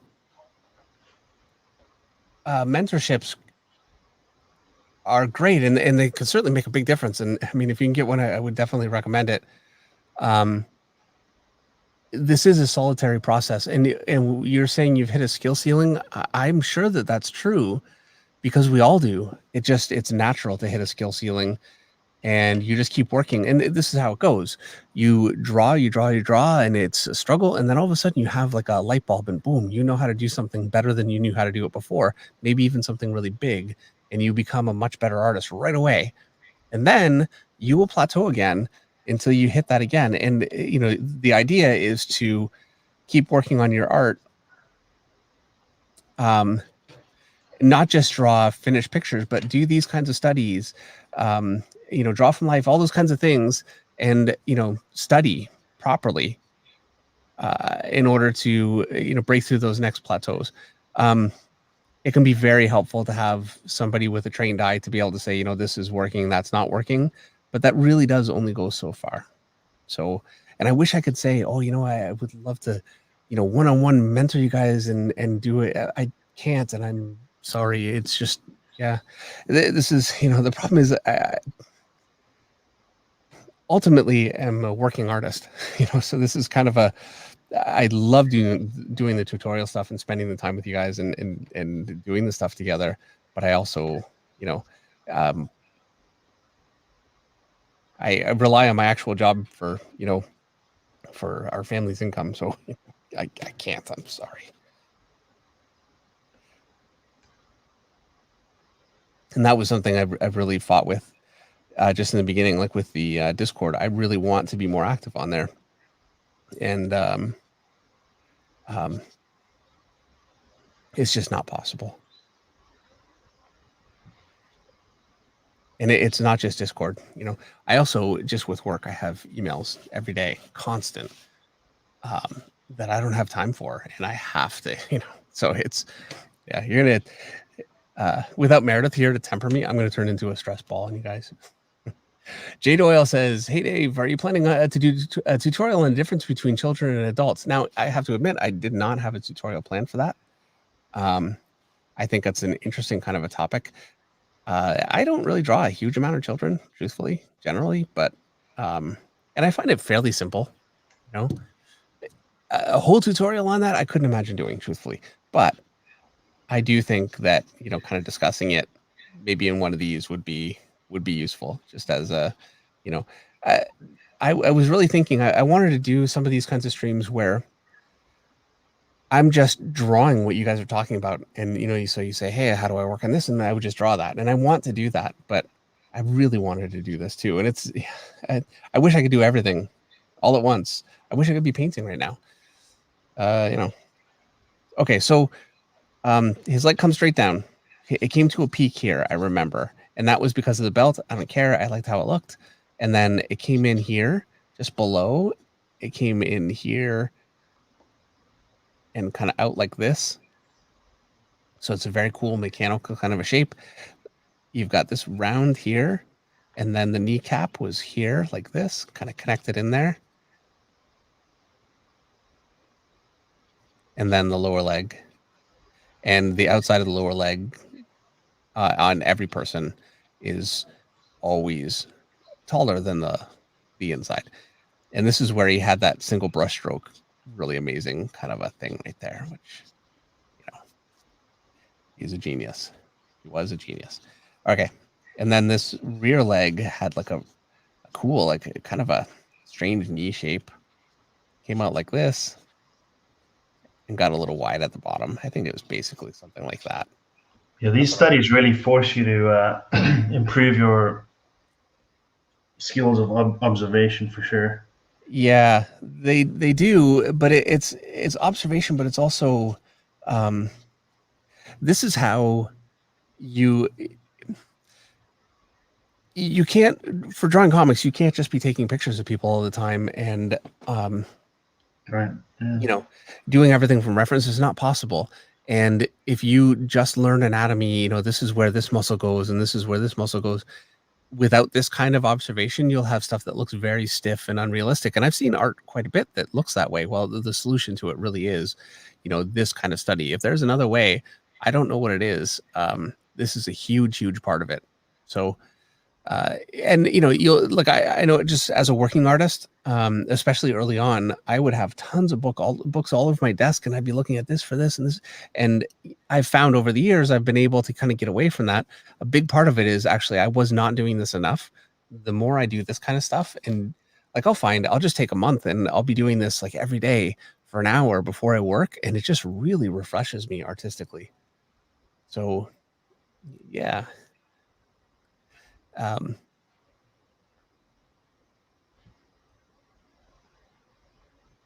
George Arnold says, "We're grateful for all that you do here on YouTube. All these tutorials and info are invaluable. And for me personally, they really have kept me motivated enough to not just give up." Well, thank you very much, George. And really, I appreciate you guys all incredibly. I can't say I couldn't do this without you. And, I definitely turn into a stress ball, but I also thrive on stress. That's the truth. I love working. I love my job. I love teaching. And I love spending the time with you guys. So all of this is really rewarding for me. So I would not want it to seem like I'm I'm miserable doing this. I'm not at all. I really enjoy it. Okay, so I'm gonna cheat. I can't remember how the female figure. I spent so much time thinking about this one. Okay, all right. So her lower leg was here. So yeah, just to get these kind of connected, right? Her lower leg was here. Her hips would be just about here. I just want kind of some placement. This leg was, I think, lower than this one. Oh man, I totally forget. And it shows you what I'm more focused on when I draw. I'm more comfortable drawing male figures, and so here I am. I have this one really kind of memorized in my head. The female figure, it's like a blank. So, and thank you very much, Jay. And Alvin, I hope that you're enjoying this and getting a lot out of it. And thank you, Dan. It's nice to just be able to read the chats without Meredith yelling at me because I'm reading chat she has not pre-approved.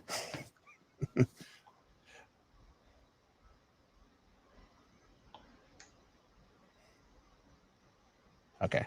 And so one breast was kind of here, the other one was kind of here. I know the shoulder was, I'm just going to kind of fake this at this point because I can't remember exactly. I know the lower arm was here, and I'm just going to put here. I want to give her a bit of a curve out this way. I should have taken a bit longer to look at that original picture. And you can see her rib cage below her breasts. Above, I want this kind of a shape to make sure that my shoulders are coming out at the right distance. I know that this arm kind of went down behind this hip, and this hip here was a little strange. And this is, he only could have gotten the shape of this hip here from looking at Life. So it had a bit of a, you could even say it would be like a saddlebag. Sounds very, but it's a bit of a fat deposit right there to give it that long kind of shape, and then a bit of a fat deposit in here.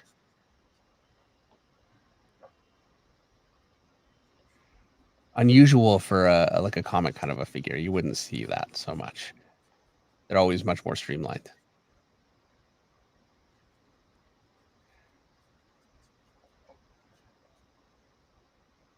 Okay, I can't remember how that leg goes like that. All right.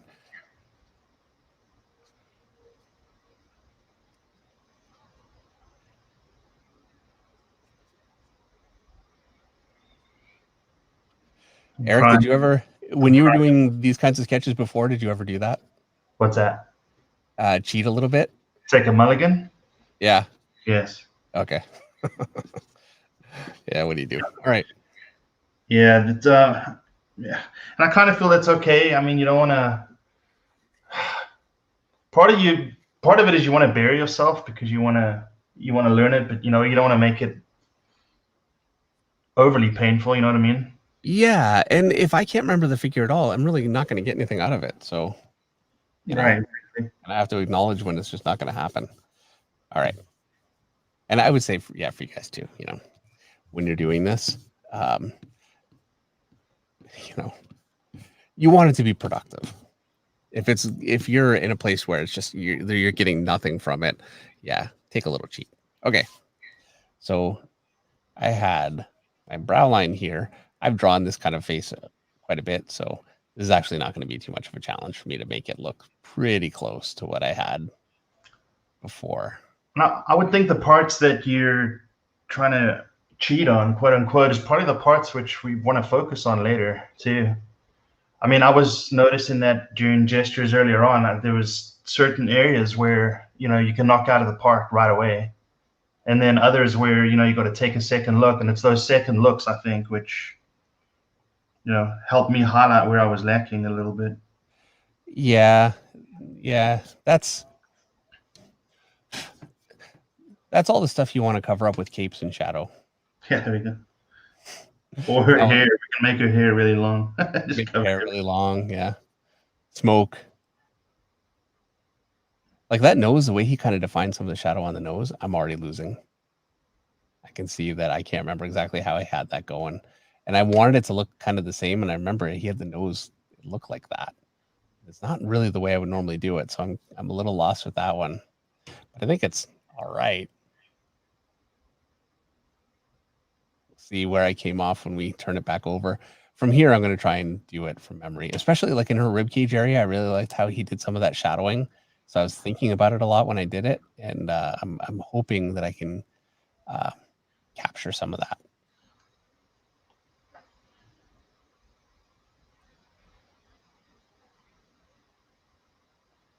Neck was down in shadow. All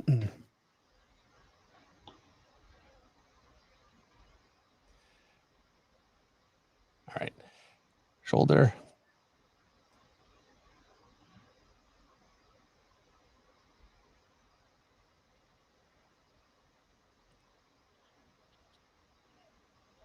And so for the bicep, there's a line here, gets wider down toward the middle. There's a little muscle that kind of connects, and I gave it a little arc there, like a little curve, just like that.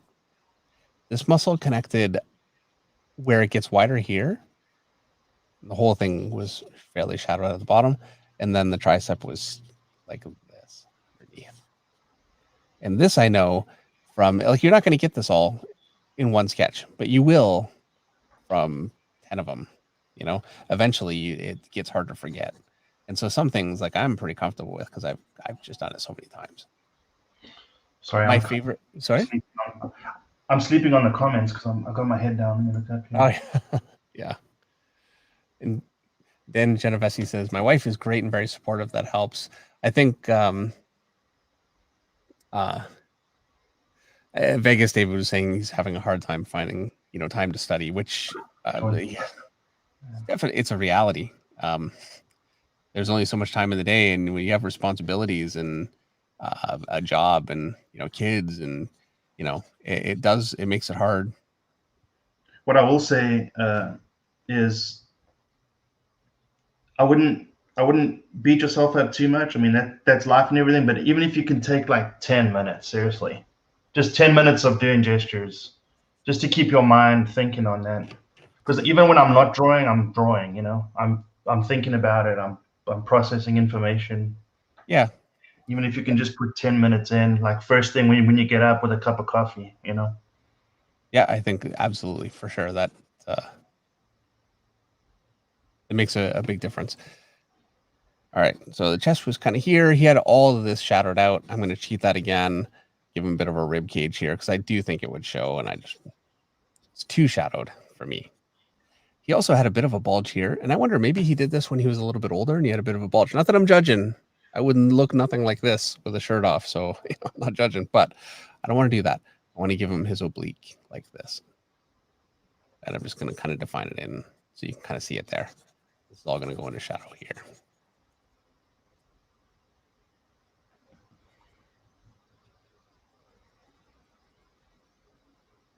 This is where I start to just get my pencil out sideways. Nobody's got time for filling in shadows with the tip of a pencil. Okay.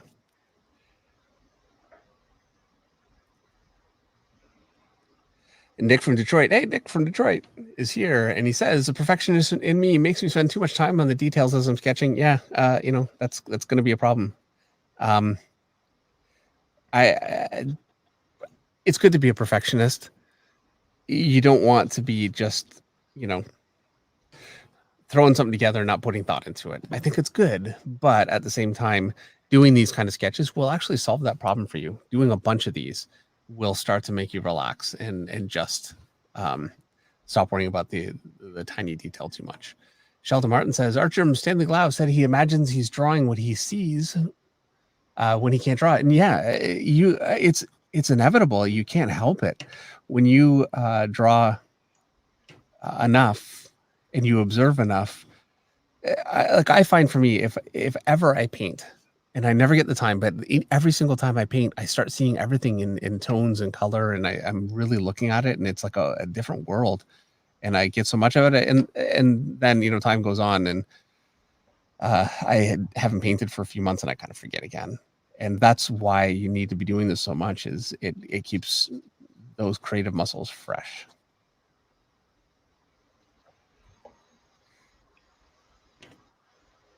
I'm not sure how much I lost with that leg. I still like it.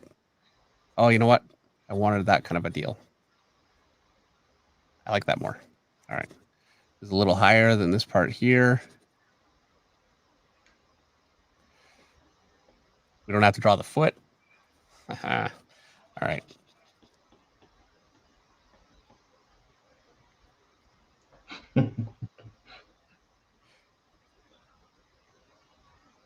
Yikes. Having trouble? Yeah, it's interesting. Not that I would ever put you on the spot or anything, but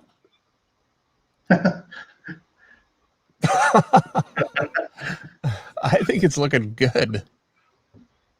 And this is your sketch without looking at anything? Yeah. Wow. You're much faster at this than I am. It looks great. Yeah, I had to take a couple of mulligans though. Okay. Well, fair enough. But yeah, I think it looks really good. You're being too hard on yourself. Yeah, she's leaning over way too much. Okay, sure. But, it's a sketch.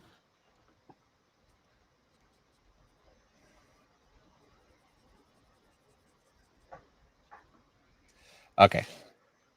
Female figure. I need to try and catch up with Eric. I'm nowhere near as tight. I need to tighten the pencils more. I think actually before we move on, I'm going to ask if some of you guys want to Yeah, share. So Eric, if you could share the link for the stream. for sure. Give me 1 second, guys. Let me put the iPad away here for a second. I'm so glad it was charged. Let's do this. All right. How do I do that, Dave? Let's see. Is there an invite? Yeah, at the bottom of the screen, you've got mute, stop cam mic share, and then it's invite. See that there? There we go. Okay. Copy to clipboard.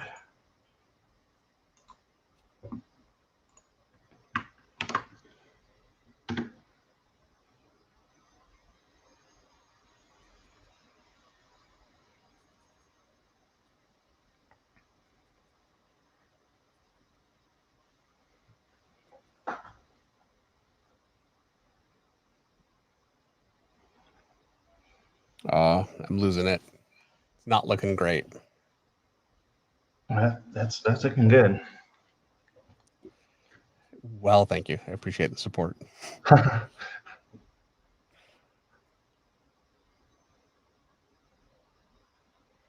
Faking in my own hand really quickly and ugly.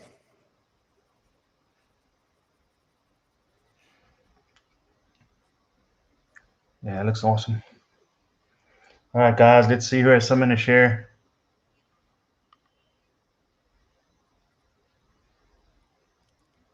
Oh, here comes hockey.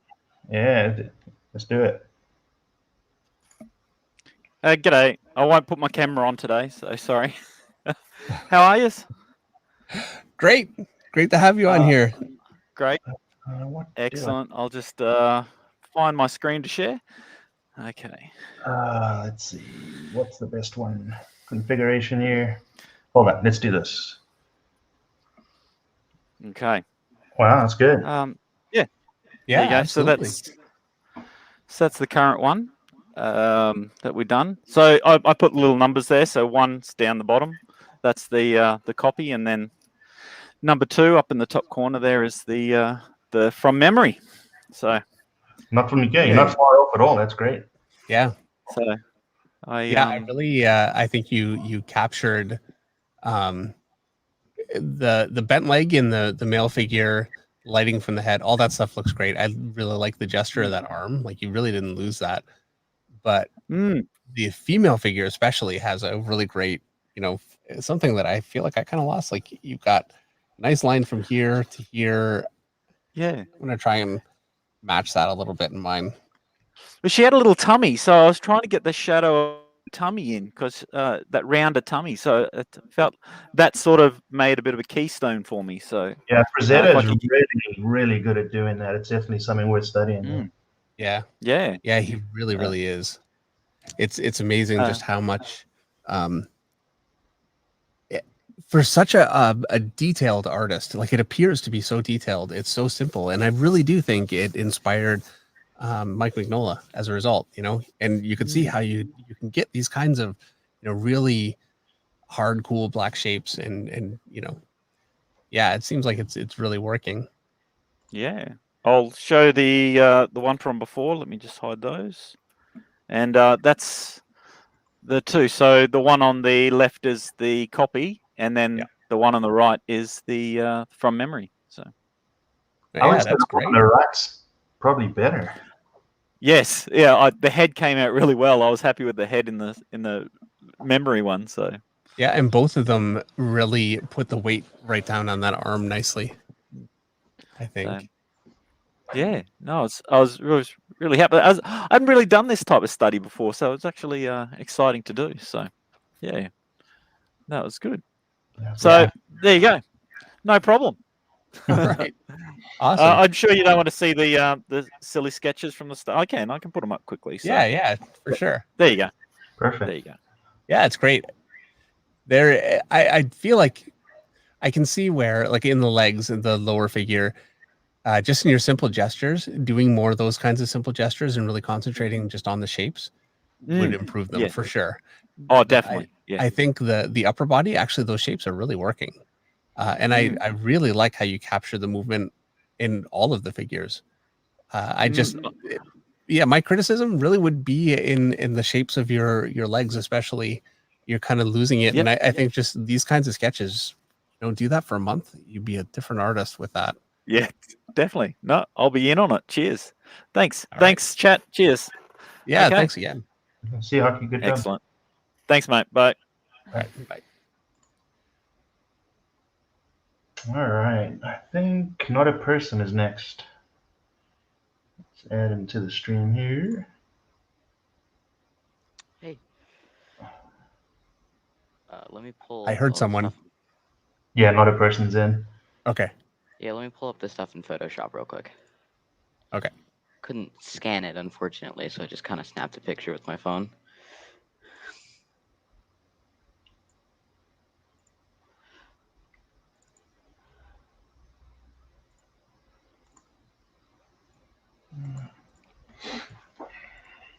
All right.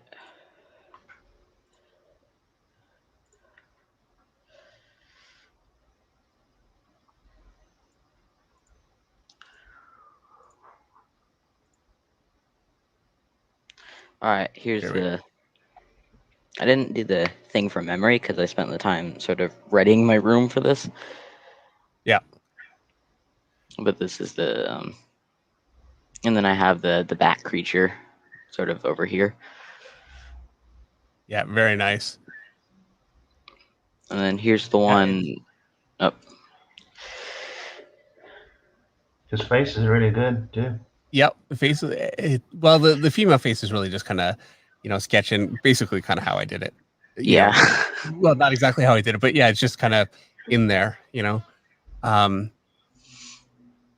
yeah, that leg, the guy's leg, you can see how much that really looks like it's coming out at you, and that's all a result of, you using those shapes well, and then the shadow that Frazetta uses. You can get so much out of that, and I always use that kind of shadowing on my lower leg with a light upper leg, or vice versa, I guess, but that's rare. Generally speaking, it's downlit, and I use it that way because it works so well. You can see it in that sketch. Yeah, I had to struggle with that leg particularly a lot more. It looks good. Yeah, I think the time really helped. And so the creature. So this one was from reference. Yeah. And this was the one from memory. Yeah, I think your memory one actually came out better. And it's drawing from reference is it's a skill unto itself, especially to do it quickly and to really just break down forms. And so I think just in doing that, you can see how much it brought to your sketch you just did from memory. You really captured quite a bit of that, and quite a bit of the character, like the lighting, the character. So yeah, definitely keep doing more. That's great. Yeah, thank you. And Obviously, I messed up on this hand here. Yeah, we all did. If you would have if you would have just shadowed completely, it'll be a lot more passable. Yeah. It's, Yeah. even in his hand that he has, it's pretty dark. It It's is. He draws hands in a well. It's just not my favorite. That kind of a pose. I have artists that I like more for that pose. So, yeah, I have very little ability to draw because he does that hand frequently, and it's great. But It's definitely a very strange sort of configuration for it. it is, And and that's actually part of the reason why these are so good. Is just taking figures. You're drawing something that's so different than what you would normally ever try, and after doing this is something that you would be amazed how easy it is to break out in your own art. It kind of sits in there. mhm. So you were showing the sketches. Yeah, these are the. Nice. Yeah, they're great. You got a lot Thank in you. there. Yeah, especially with this one, these two. It was really weird with the pose. Yeah. Even though. Yeah, but you got the curvature of the chest going into the pelvis there. I think you really captured. It really looks like it has that kind of and that curve is what really gives that body so much energy in the original. And it's so easy to draw a figure where the arms are up, but you just don't have that snap, and just you got that curve working very well, and they all look very balanced. Thank you. All right, well, thank you very much. Great. Thanks for streaming, Dave. Oh yeah, well, it's always a pleasure, and I'll see you. Well, I mean, I'll see you more on this one too, but I'll see you on the next one too. All right. All right. Okay, the one and only Lance. I feel like while I'm talking, maybe I should at least put my camera up here. Hold on. Good evening, fellas. Can you hear me all right? Lance. How do I hide mine, Dave? Do you know? Hide your. What are you trying to hide? My little window there, so we can have you and there we go. That's not possible that I know of. I can remove myself if that'll be easier. Do you have a way of making us small and Lance bigger? Hold on, I'm gonna try. Okay. There we go. I just made him solo. There you go. That works. I've taken All over right. the stream. All right. Yeah. That's You guys great. can hear me all right? Yeah, Yeah. we can hear you fine. Yeah. All right. So I came in late, so this was my little. I was able to try to draw from what I saw quick. This little guy up here. Awesome. And how Um, different is that than the stuff you normally do? Like, did it feel really very different than what you're used to? the shape of the character, like because of him having the broader back and the head shape, but muscle and shading wise was almost the same. Mm-hmm. If that makes sense. But Yep. And then this was as far as I got with the actual looking at what you had up there. Yeah. Um, Yeah. and What the- you got in there looks really good. The arm has a nice, hard shape to it, and it seems like that leg is perfect. And everyone so far, I think, really did well with that leg, and that tends to be a real challenge for people. That angle of a leg, and I get that question a lot. Drawing that. Yeah, something that helped me a ton, and that was even from your tutorials, was sometimes about these overlapping lines a bit. If this is coming toward you, that muscle is gonna overlap a bit, even if it's just a small line, right? That really gives that visual effect, right? Yeah, it gives it a lot of depth right away. Mm-hmm. And then this was my memory. I butchered the lady, but this is the memory one here, because I didn't go with the basics and get the box for a pelvis, and I just started drawing. Well, I kind of did too on mine, and I feel like mine suffered for the same reason. Yeah. I've looked at Frazetta so much, And I have really never drawn Frazetta's women. So yeah, wow, did I ever fall apart on that? I need to do it more. But yeah, I think the male figure on that one really came out well. The leg still looks great. It looks like it's coming out towards you. Like it's got, and the arm looks good. I think he got maybe a little thin in the wrist, but Yeah. it's not so much for these things that like the actual proportion is less important than getting that feel of the detail and the flow of the figure, and that's looks like it's really working well. Yeah. And then her, I got long in here, and the hips aren't quite for the angle. I should have this over more in that, but yeah. Yeah, it's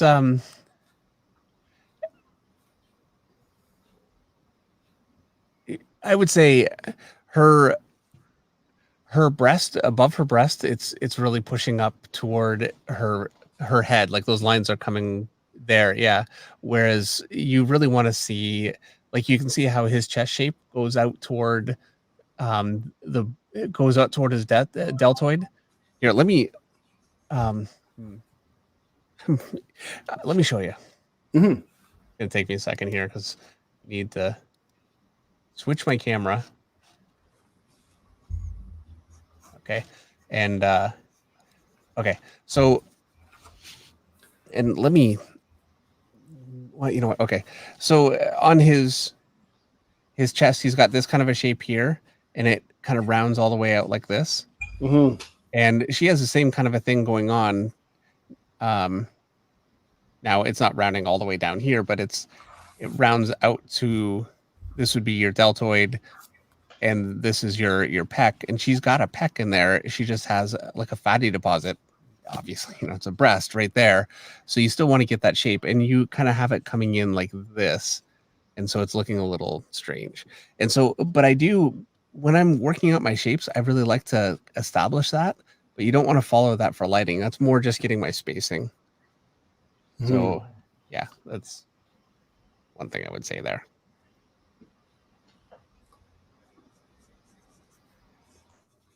All right, hang on. Okay. And I think her leg, even without the lighting, the one that's bent along with, it's in a similar position to his. Yeah, it actually still works, and it looks like it's, that's a trap I sometimes fall into, and I always try to remember that if this leg's bent, you're gonna have one knee higher than the other, right? So I always try to remember that. Yeah, that's easy to forget, and it really unbalances a figure when you forget. I've certainly done it. Okay. Great. Right, thanks a lot. Yeah, thanks a lot, Lance. You bet. Greg L. Hey, can you hear me? Hey, how's it going? Hey, how you guys doing? What's going on, Dave? What's going on, Eric? Let's see. We're figuring it out. Dave, I don't know how you did that. So, okay, if you can see Greg L in the waiting room. Yeah. Here. If you can see it. There's his. Yeah, there you go. Yeah, just click that. There we go. Nice. Yeah, you're taking a very constructive approach. That's very good. Yeah. I was super late into this because I was kind of on my way home from work while all this was going on. So you kind of started the from memory for the second pose there, but you kind of had this as background. So I was trying to copy the creature for a second there, and then I just tried to move on to how much you had for this. Long story short, I couldn't really get any info so far, but I put in a quick gesture of what I saw. Yeah, the gesture looks great. It captures all the forms very well. I mean, definitely it doesn't have the shadow, and so much of Frazetta is getting that shadow. But if you can go back in later and kind of play with that a bit too, that would be great. I think you should. Yeah, I'm gonna be rewatching this for sure. All right, but yeah, what's there is looking really good. Yeah, I was definitely struggling with this leg, especially the lower leg. I have issues with the lower legs, especially in bent poses. I think I already brought this up to you as far as like bringing the upper leg forward, but also the lower leg is an issue too. Yeah, that's kind of another issue of mine. Yeah, well, and bringing it forward in here, I'm gonna Okay, so if I imagine the leg being like a tube, and here's my tube, and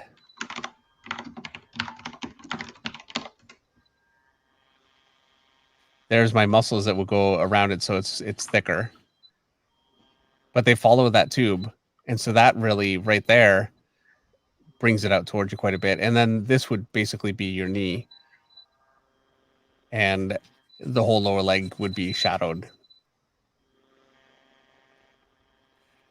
So I don't know if that's really the best diagram for it. I'm getting a bit of a squeak.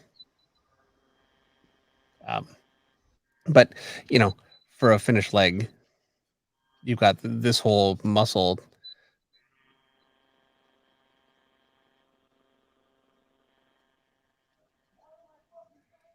And then the knee comes out below. I'm going to see if I can turn this down. I think I'm getting an echo.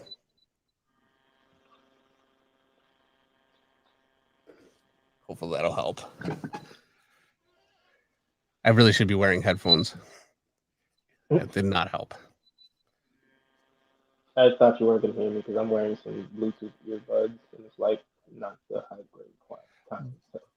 But just treating it like that, like you've got this inner kind of a tube shape, and you know the whole lower leg shadows out, and then the muscles round around that tube shape. And obviously there's, you know, it's a bit more complex, but I mean, that's really what it is. So. Okay, that was actually super helpful too.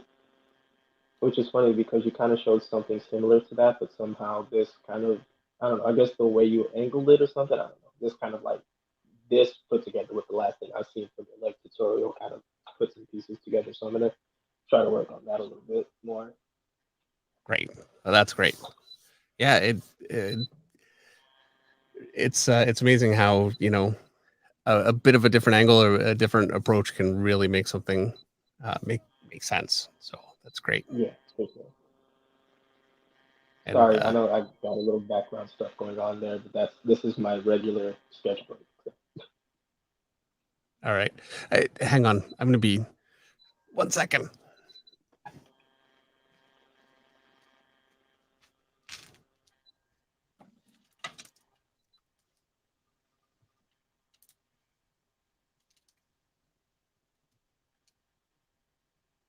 Oh wow, my phone is. Hold on a second. There we go.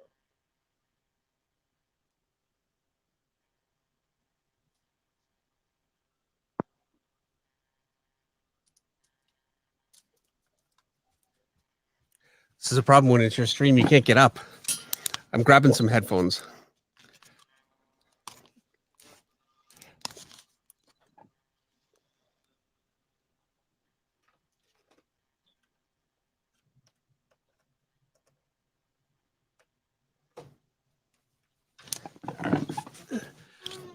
Switch my audio source.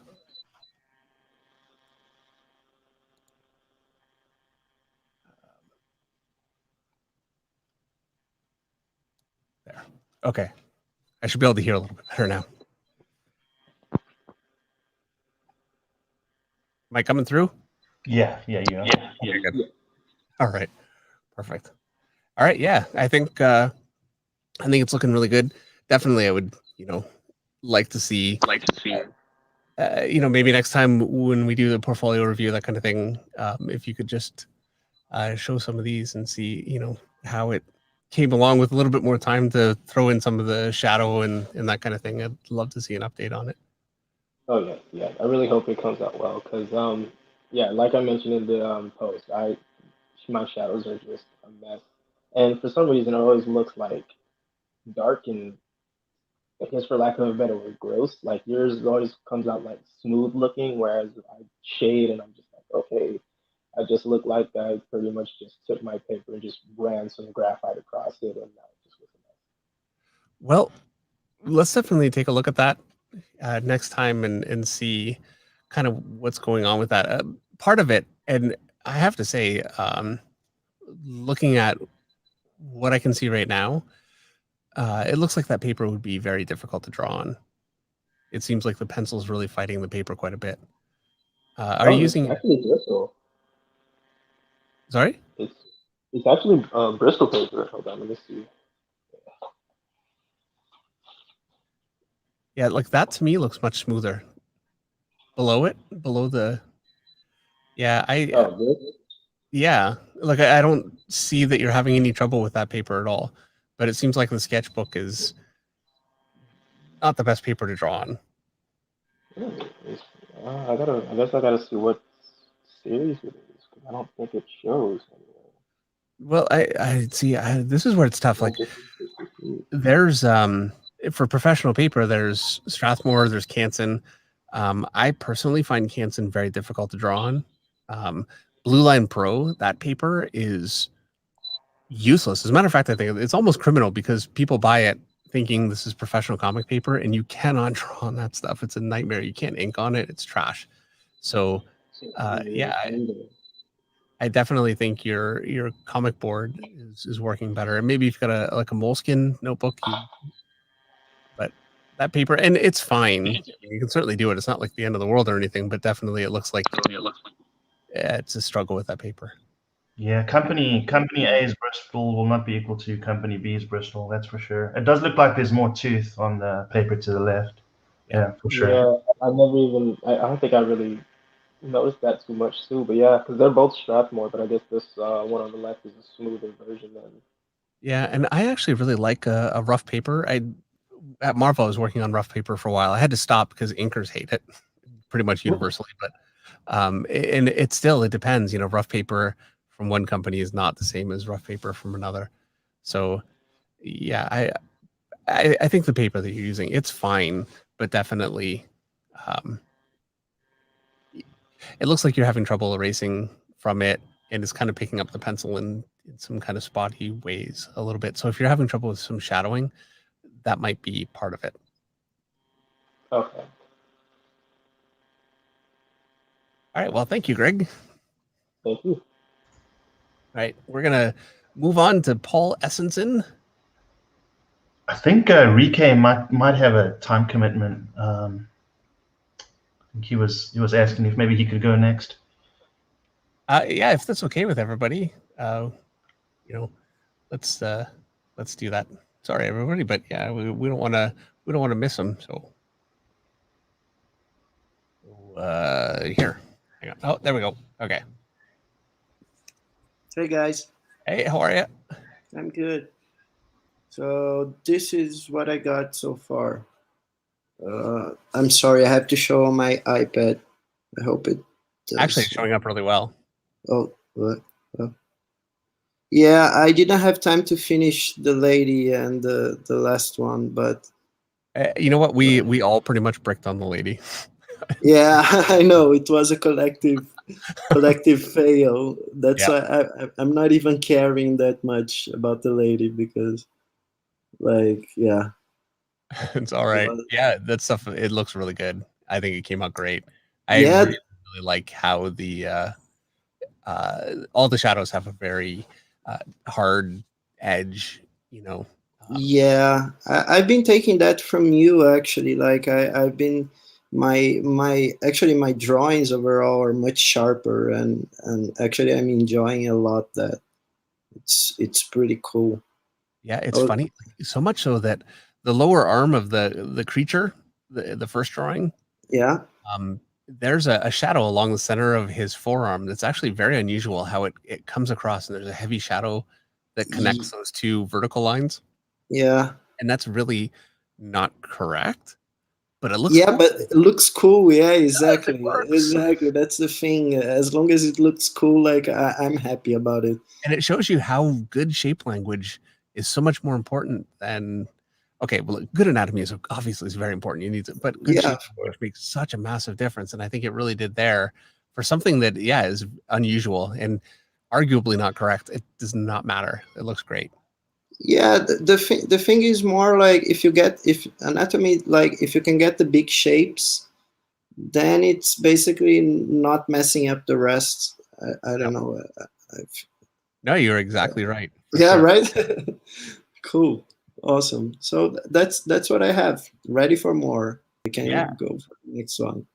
All right. I have to sleep very soon because it's 4 a.m. here. But yeah, that's it. 4 Hey a.m. guys, Well, thank you so much for staying up with us. I That's always stay up, Dave. that's a Always. sacrifice in the middle of the week too. So, Oh, no sacrifice, man. It's all worth it. all right. Well, thank you very much. All Thank you very much. Bye, guys. right. Have a good sleep. All right. So we have Paul.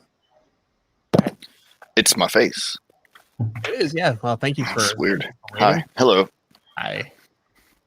I did share a screen app thing. There you go. So that's the first one. And I did cover it up next to it with a piece of paper. That one turned out a lot better than the next one, though. The next one's bad. This sequence of drawings here turned out better than the next one. You're saying? Yeah, this one on the left was the looking, and then I folded up a piece of paper and covered it up and did it next to it without looking. Yeah, it looks really good. I mean, you got that head working really well in both sketches, and the gesture is perfect from both angles. I think I'd say where you lost something, like I really lost a lot in the back. You lost something a little bit just in the lower arm with the way that elbow kind of connects into the extensors, I guess. Is that what they would be? Whatever. Forearm muscles. But it's still, I think all in all, it really holds together. It looks good. Thank you. That's the other one. No, That's looking at it. Okay, yeah. And then that's the, oh my God, what's going on? Okay, I'm going to admit you lost a little bit with that one. Yeah. First of all, he looks like a Goliath compared to her in this one. None of us did well with the woman. That's just a fact. It's all right. But I think there are things actually even with the woman that really worked out, like that. I think she's missing a neck. She is. It's true. I did that too. I think her foreground leg looks really good. The shading. Yeah, I couldn't remember what was going on with her left leg, so I was just like, okay, I'll just not anywhere near what it was there. Yeah. The shading on her stomach and chest is really good, Paul. Yep. That's what I remembered the most was the ribs in the stomach area. I really thought that I did, and unfortunately I really didn't. I lost it a lot. But yeah, I think the arm on the second male figure there turned out well, and you managed to keep a lot of that. The leg lost its shape.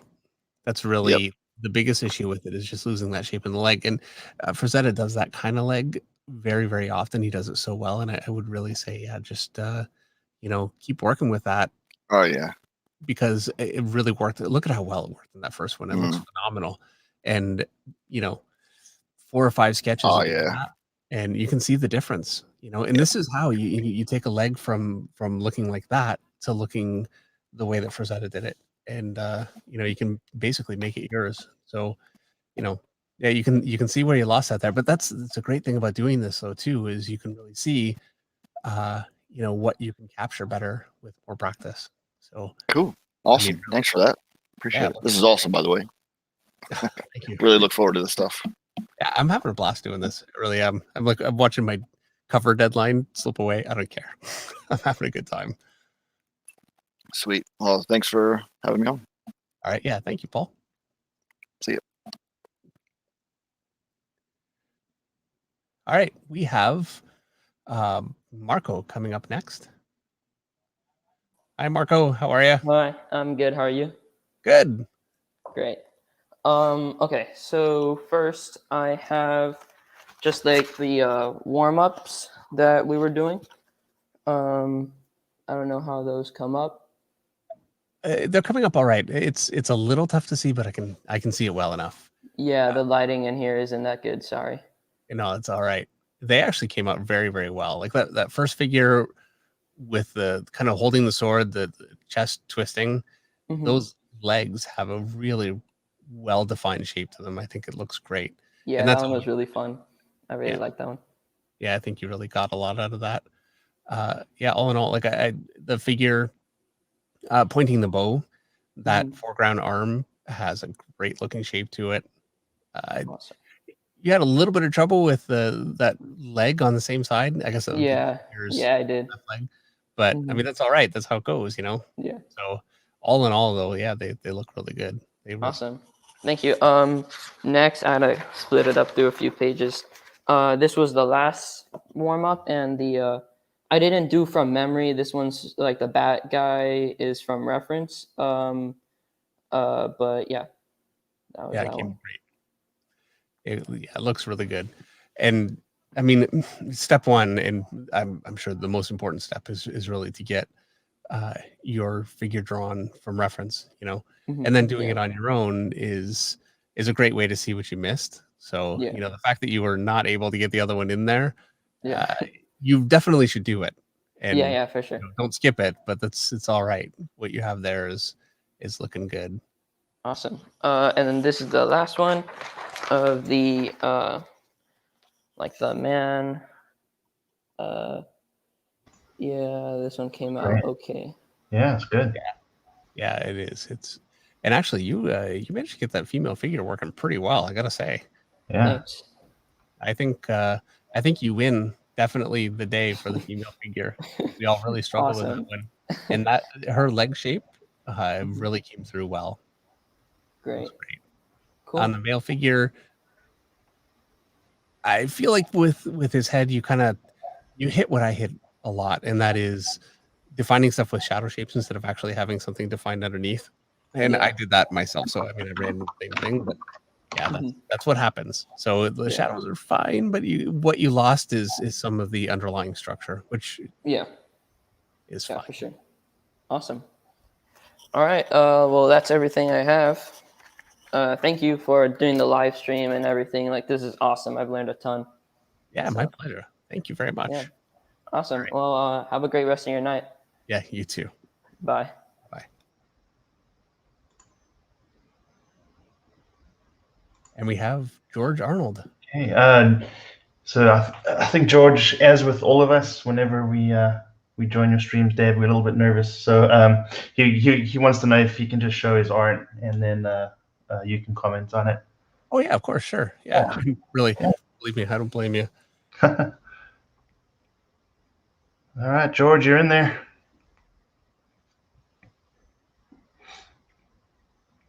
I know there were a few others who joined.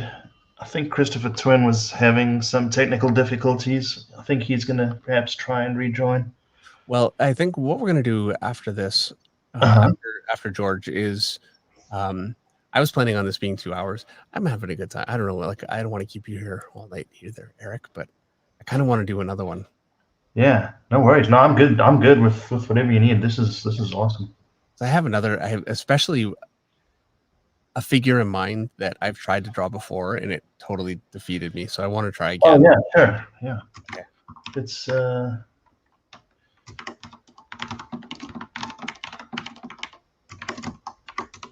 You have the loudest keyboard on earth. Oh, I'm sorry. It's a mechanical keyboard. I know. Sorry about that. I'm gonna make sure I mute that. Don't worry about it. It's fine. Let's see.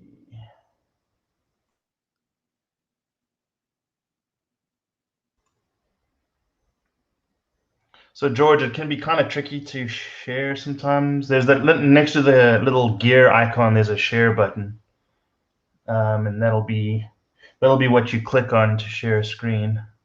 If you want to try that real quick.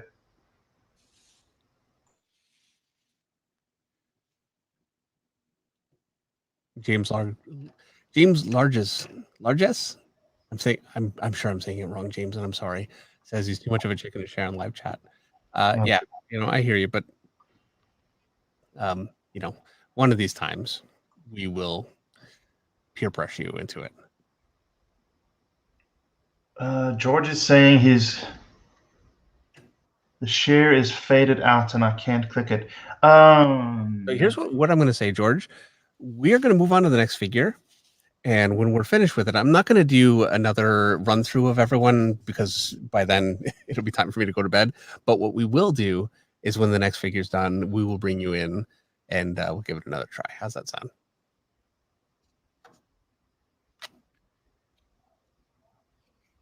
Okay. We're going to go with that. Okay, sounds And good. actually, you know what, Eric, if at any time while we're doing this, if he's ready, you can just let me know and we can just take a pause and put him in there. Okay. Yeah, let me know, George. Yeah, and I don't want George to be, desperately trying to get it to work while we're all sitting here waiting. So Yeah, that's for sure. we'll move on. When you're ready, George, we will have you back in. All right. Losing my pencil. Hold on.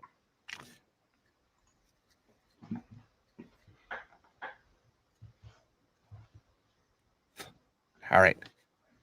There we go. Thank you, Alpin. Alpin. All right.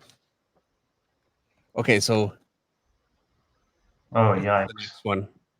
This is one of the coolest figures Frazetta has ever done. Oh, dear. I know. I think this is the one you showed me with the calf muscle in the back of the leg. Yeah. Oh, no. Now, here, the problem I'm kind of having is it's so big. Oh, you know what? I think I'm zoomed in. Okay, hopefully that'll help. Man, that arm's foreshortened too. Ugh. Yep. Yeah, this one completely beat me in the past, so we'll see how this goes. All right, here we go. I'm a little worried because it's so big. I don't know how I'm going to get this in here so you guys can all see it and still be able to draw. It's going to be, this might not work. Yikes. Yeah, you know what? It's so I think big. it's all right. What's that? I think it's all right. I mean, I can even take, folks can even take a screenshot. That might be a good idea. You know what I'm going to do? I'm going to try this. Will that work? Yeah. There. Okay. I'm going to just try and draw right on top of the book. Let's see how it goes. I'm going to have the shield shadow out half his body. Yeah, it's a viable technique. Okay. And this is all brushwork. It's all ink. It's bananas. Fortunately, we're not going to try and do that. Okay. So I've got his back. Basically, we're just going to try and look at this in terms of very, very simple shapes. I'm going to try and draw this pretty small because I don't have much room on the paper. Arm comes up here. It's kind of pointing up just slightly on my elbow, but here, wrist here. So shoulder. And you can see, look at the way that he's got that overlapped. Yeah, he's got those T shapes going on. And I mean, that's, it's not new information, that's for sure.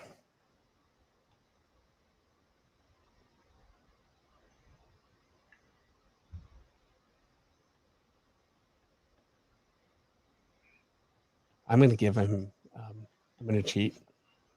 He's got that bracer around his wrist. I'm going to keep it there. Yeah, I was just about to say that angle there, foreshortened with the extensors, is just, It's tough. ouch. And the way he did that hand, magical. Unfortunately, I'm trying to figure it. I'm completely covering the picture as I'm drawing it too. I mean, covering my picture. It's most important you guys can see that, but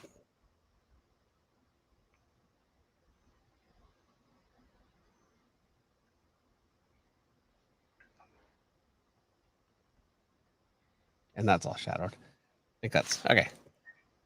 I love how he's got just that little pocket of shadow in there connecting right here. And he has a whole thing kind of like a nice shape that goes around like that, which I don't know, that's not anything anatomical. It just has a cool feel.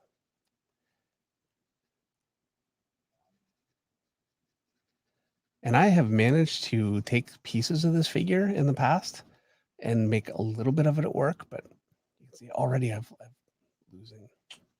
Shoot, it's such a hard figure for me.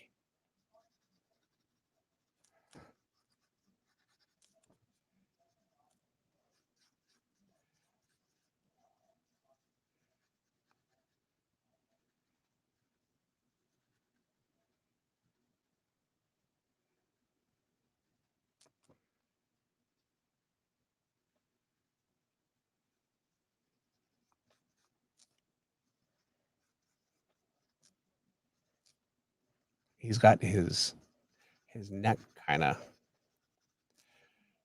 covered with hair conveniently. The problem is that I have no doubt whatsoever that Frazetta could do that, no problem. So I say, oh yeah, it's convenient. He's covered it. Well, he didn't need to.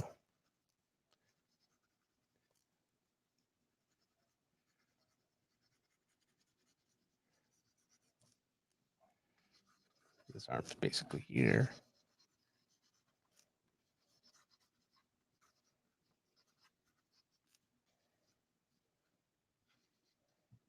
Hand is a little about there.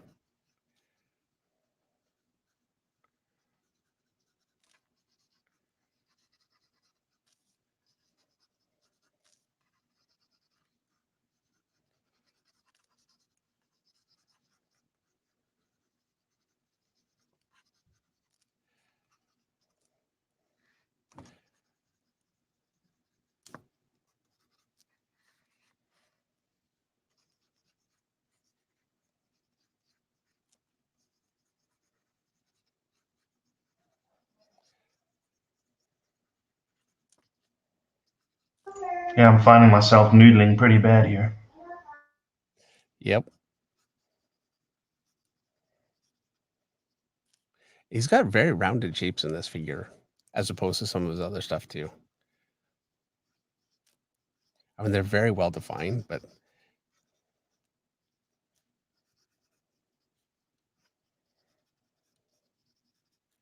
it was a long time ago that I tried this figure. I mean, I was working professionally when I did, so it's not like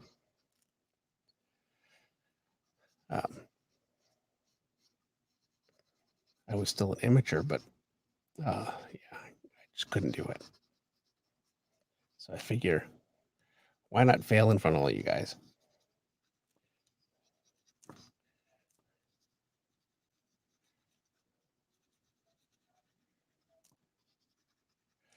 The other question that I really have is, how the heck did he get reference for that? Because there's no way he used himself for reference a lot. I'm sure he could get some of this, but I just don't know. This is where dealing with artists that are just geniuses is frustrating, because they just do things that are not seemingly possible. Back of the foot. I kind of hoping my iPad battery just goes out. No, I'm just kidding. Yeah, this is a tough one. Yeah, it is. Legs from behind, and when they're foreshortened from behind. Yeah. Okay, so there's kind of what I have. Try and work out my shape a little better. That comes to a bit of a flat. He does this a lot.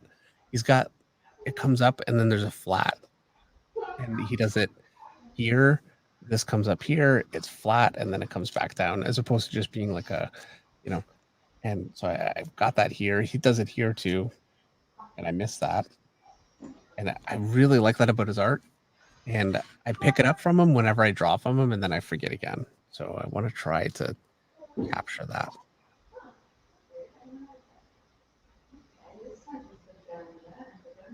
Okay. I need a new sharpener.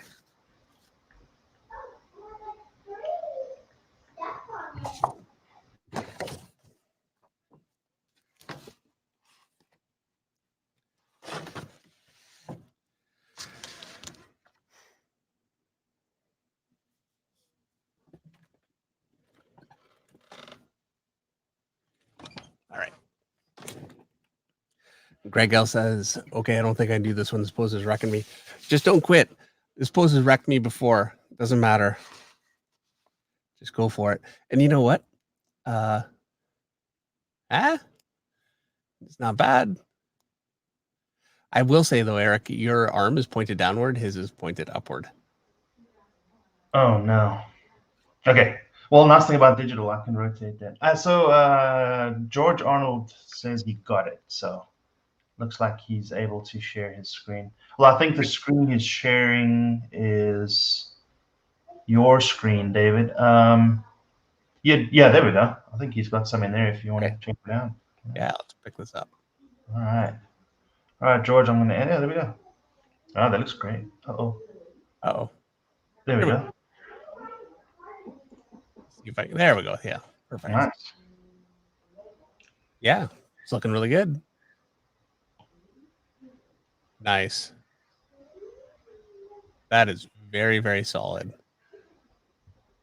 I think the two figures at the end worked out really, really well. It's just great shape language with that knee. And the female figure actually worked out really well too. Wow, that's really good. Yeah, really captured those legs well. I think the first figure I don't like as much, and I feel like I'm being like, overly critical just because I like the other two, like how you capture them so much. Now, what I would say is, and it's well done. The head really worked. I think the pose really works. It's got balance. Like it's a good figure. It's solid. I think the shadowing in the arm is a little bit uniform, just a little bit like in terms of sizing. I don't know. I would work on that just a little bit more. Take a little bit more time with it, and maybe draw it a couple of times. There's a little nuance that lost, and I say that especially just because on the other places you captured it so well. I feel like where you didn't get it quite as well on that, it's worth working on, just because you can do better. It's clear just based on the other drawing that you've got here. I think that you really are doing incredibly well. I think it's very, very strong. So, I'm being maybe a little bit more critical because I think it's captured so well in some places like that. That second figure there with the woman is really, really well done.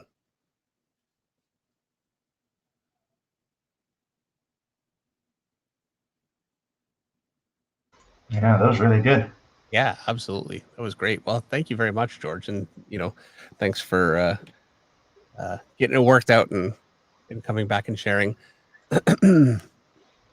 And yeah, if you're uncomfortable coming on and talking, believe me, I understand. This kind of thing really did not come naturally to me, to say the least. But yeah, I'm more than happy to take a look at it and talk about it. And you don't have to put yourself on the spot. All right.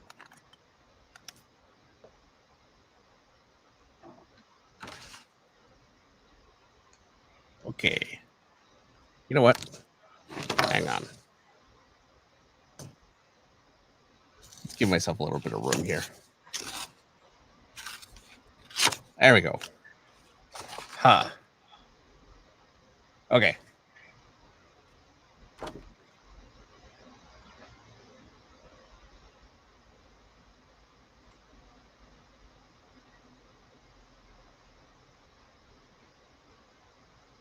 Well, George, you're saying you need to learn proper anatomy? Sure, but you are grasping it incredibly well from observation. Okay, those shapes really worked well together, and they look like they're interlocking properly. So I'd say you're really well on your way. Okay. I'm going to try and draw this without completely covering not only this, but my own drawing. So he's got his deltoid line here, connecting to a shadow here. His tricep just slightly lifted. And then I, again, really like how he kind of got that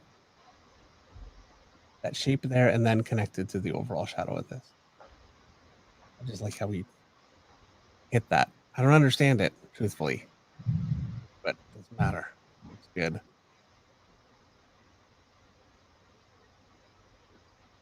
Yeah, the back is wow. Yeah. Well, part of it is there are a lot of wrinkles. There's like broad skin wrinkles in there. Yeah. You know what? We'll do our best. That's what capes are for. Maybe we'll give him a cape that would cover everything but that. And also, by the way, I'm sure you could probably find this picture online just searching for Frazetta. And if that makes it easier, then trying to look at this thing on my screen as I cover it and move around, might be worth doing. So there's the larger head of the triceps.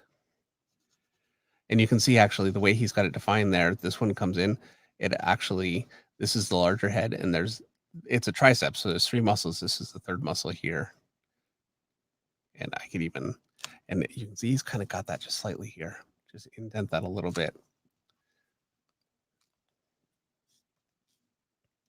And then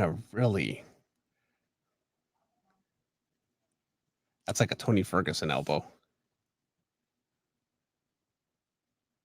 Looks like a hard, knock you out elbow. And a couple of little wrinkles in there.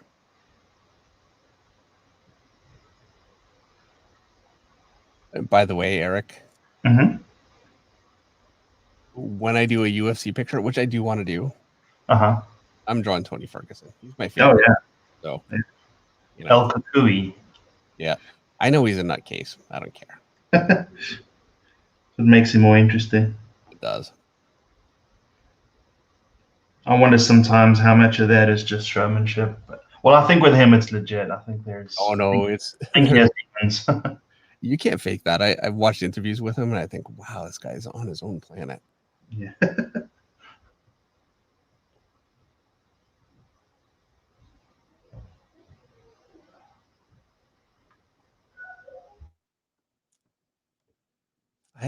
So he's got a muscle defined here, and then a bit of a. I'm gonna put that in there, just really lightly defined. I don't even know, but I'll put it in. And some of this, I'm sure this is all pretty accurate, so I don't want to disparage it by questioning any of it. But so much of this, if you have a good understanding of how to make these kind of interconnect and some good shape language, like that picture that we all saw earlier on,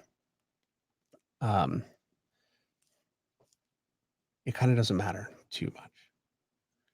So just a little bit of shadow here. I feel like I don't like mine as much as his, but I'm moving on.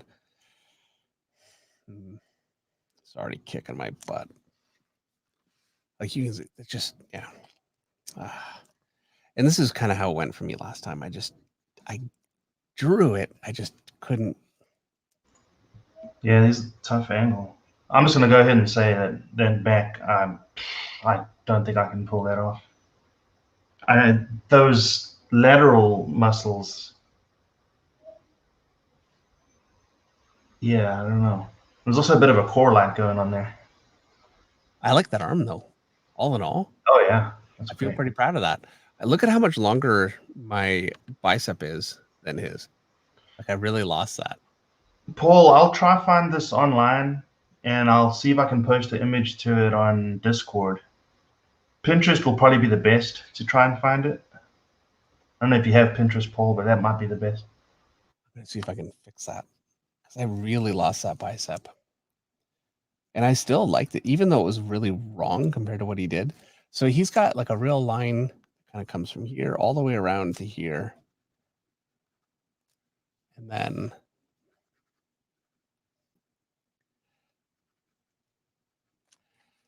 I think that's better. Okay. And now for his back, what I want to do is simplify it to start. So he's got a shadow that's going to run right down the center. So let's just do that. And then he's got a core shadow here. Try and draw this without covering it. It's really hard for me.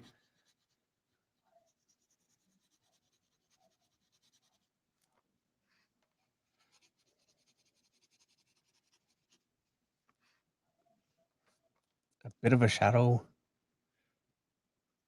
He's got an underlight coming in here. It actually comes down into, yeah, I lost that, but I'm just going to move on. Oh, I don't even know. Oh, I'm so lost. I'm lost. You know what? I need to simplify, unfortunately. I'm totally lost.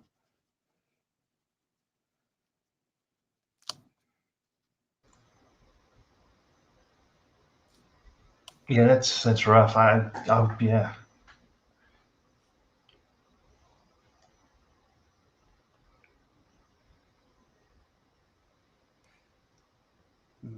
So the whole thing takes a bit of a peek like this. What's going to be really fun is trying to draw this one from memory. I don't even know if that's really a good idea. You know? Yeah. None of us can even draw this. Well, I say none of us. I can't. How about that? See, part of the problem is so that muscle, his back is flexed so hard. There's muscles that generally, when we draw backs, we wouldn't think. You know what I mean? Wouldn't be in that configuration. Yeah. It's very interesting. It's also Yeah, and then he throws the core light on it, or core shadow rather. Sorry. yeah, I mean I hate to lose it and I don't want to, but I do know from, experience. Yeah, that's coming out too far. When I really struggle, those lights disappear. They have to. And that could end up happening here. So I'm going to see. He's got. See, that's what a mess.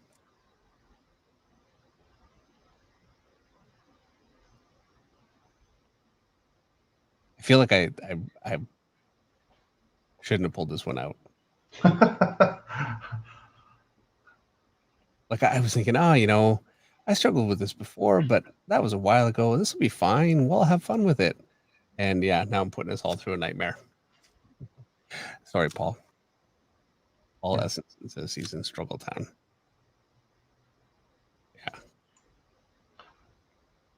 Yeah, I don't know what kind of reference he used here. I don't know. Goes to shadow here. Looks like you got it going there. Got a what? As it looks like you got it right there. Yeah. Well, I'll say this: it's actually coming out a little better than the last time I tried this, which does not say. I think I'm gonna chicken out and just draw back like I might normally do. Yeah, and ultimately, we want to get as much out of this as we can. Like, really, I feel like, I think it's working well enough. I'm going to keep going with it, but yeah, what a nightmare.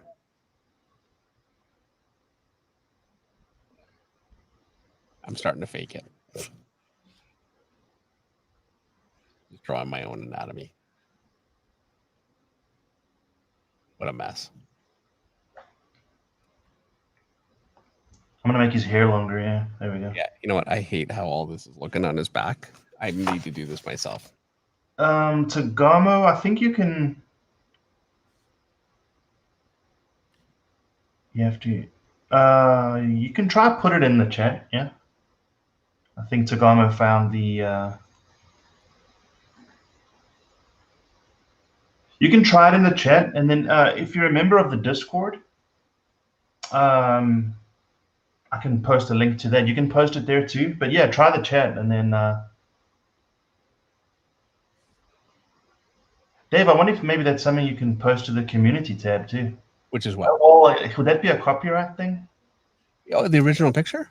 Yeah, probably, right? Yeah, I think in the community tab should be fine. Is it possible for anybody else to post there, or do I have to do it? I think you would have to post there. Unless, other than that, we can just post it to Discord or just put it in the chat here, yeah. Mm-hmm. Just worry about any kind of copyright deal. Well, let me come out of here quickly. So I'm in StreamYard. I can put it into... Did you email it to me, or... So let's see if it's in the chat. Takamo, go ahead and paste it in the chat if you can.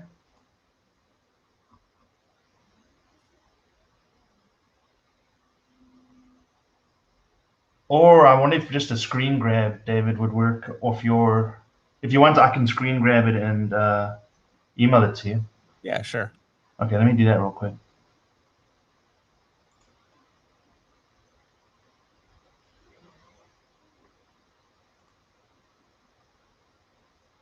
And thank you, Takamo, and thank you for the super chat. Really.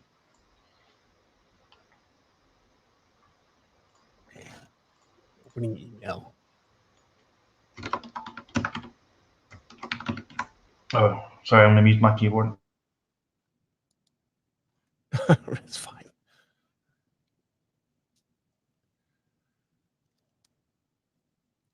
Well, while I'm waiting, I'm going to keep working. So I'm going to give him his big bracer.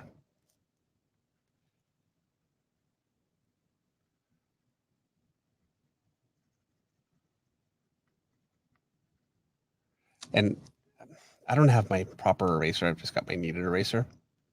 But yeah, I've gone ahead and just drawn in some back anatomy, kind of the way I understand it.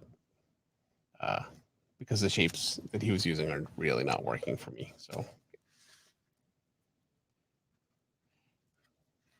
I should have known. I couldn't make it work before. I can't make it work now.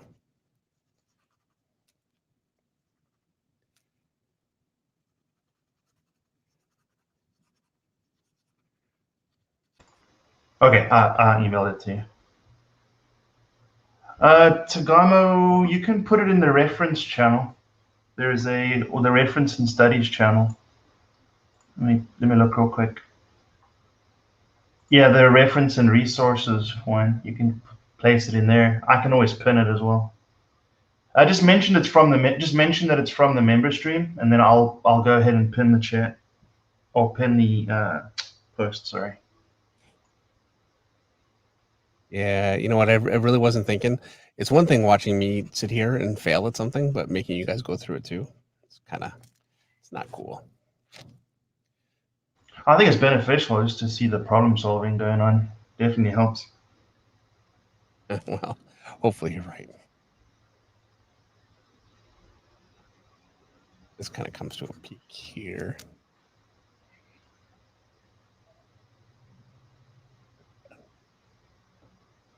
And again, he's got this muscle connecting in here, and so he's got like a nice triangular shape, and it really brings it out. Oh, okay? Here, I've got it. Let's see.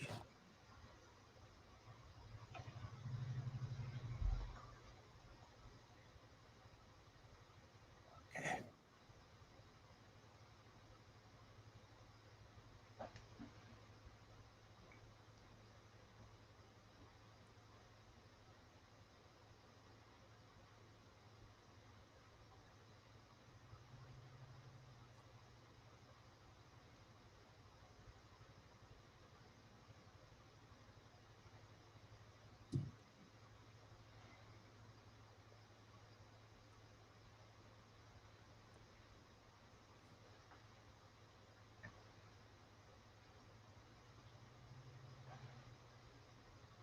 Okay, it's up. Cool. All right.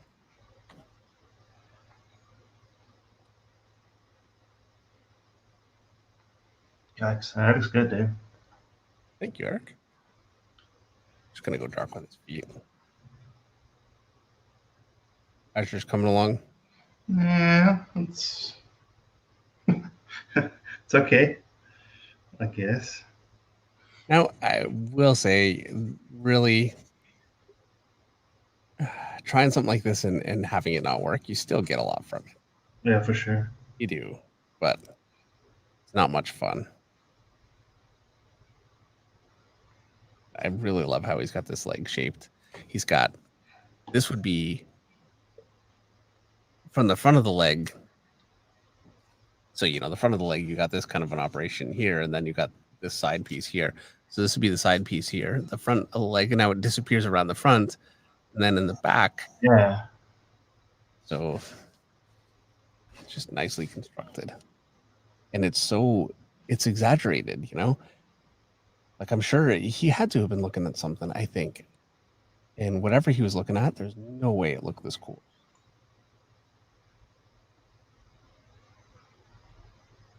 And this is something that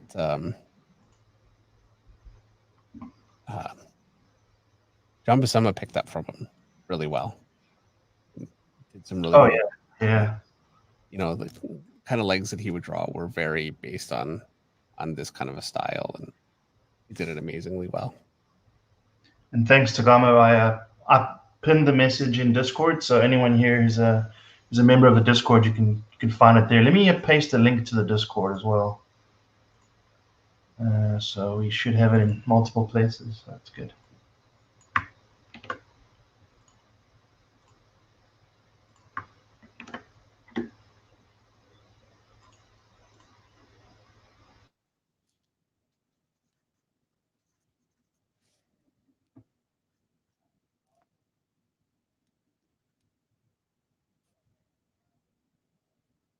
I wonder why it went so quiet. It's because you're typing. You hit mute. Yes. Yeah, mechanical keyboards are nice, but I'm pretty sure it's not cool for those not typing on it. Thunkity thunk thunk thunk thunk thunk. Yeah. And the kind of fade that he has up here, because it really pulls up shadow in here,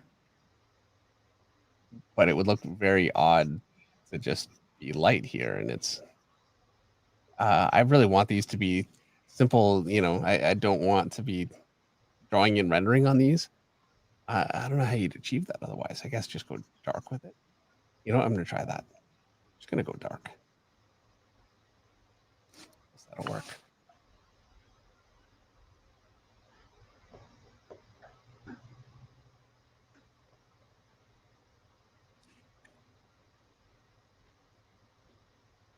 And with his hand right here, he's got his knuckle, and then his finger has a bit of a bump, and then it comes out to like a peak for the knuckle. I just love how he's got that shaped.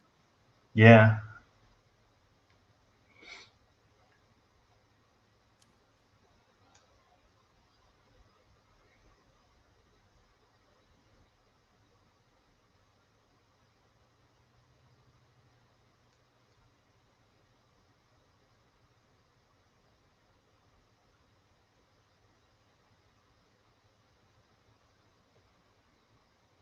And I'm looking at his stuff so much right now that I have a feeling my sizing is going to start to go. That's how it goes when I'm really. It's a strange hand. The way he has his thumb placed there is really different than I would do it. Like I'm looking at my own hand. Oh, the one holding the shield. I guess it's kind of curved upward that way a little bit, and so I was trying to get that, and anyway, fighting with me.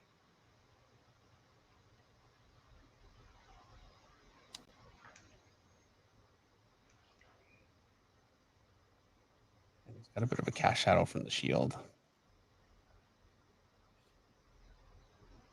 And I really like this line here is on my own hand that I can't angle there. You can see that folding. That's just kind of defining that fold. And look at how it's crazy how he does that. Incredible realism, just that one little fold there. Did he ever paint this piece, or was this just a sketch? Just a sketch. I mean, sketch seems unfair, call it a sketch, but yeah, it's just a black and white. I don't know what this was for either, but even scarier if it was just for fun. I highly doubt it was for fun. It's too much work. Like it's too precise. He's got a ton of just sketches, and actually, you know what? The stuff he did for fun, a lot of it was like a kind of erotica, like with mushrooms and just weird stuff. But I don't know that he would have done this for fun.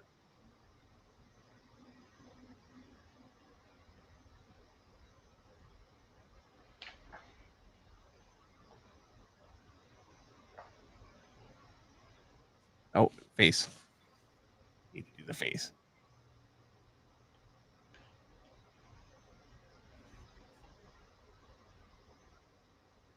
So he's got his eye sockets again. I'm just going to close in the eyes. The other one, nose has a bit of a hook shape. I'm losing my mouth. My proportions are going way off. Let me try to fix this. I'm looking, and this is the thing. I'm looking at my reference. I'm not looking at my own picture, and that's how it goes.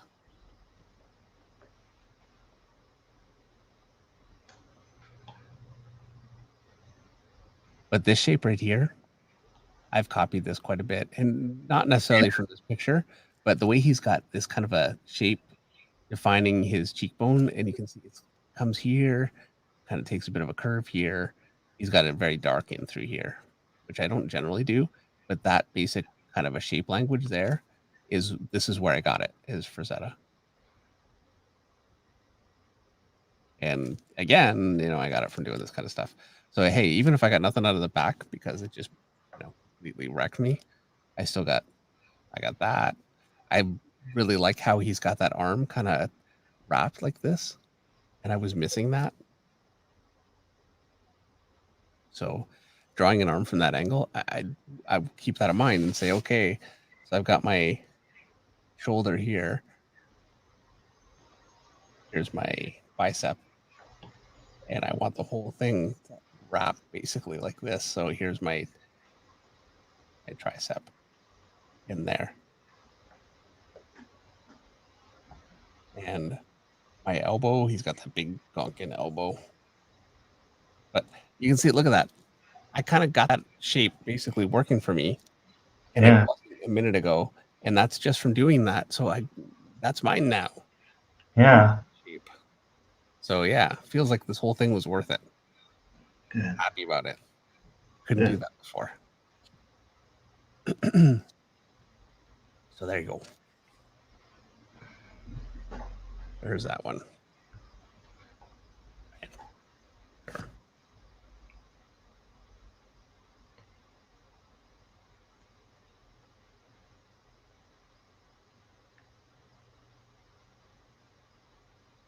Oh, Tagamo Model Works also posted the prelim sketch for this piece that he did.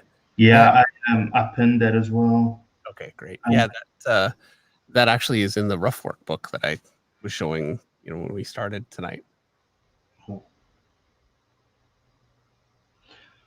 So I was searching for the book earlier. There's one copy that's like $900 something, I think. But there's some that you can get for a bit cheaper.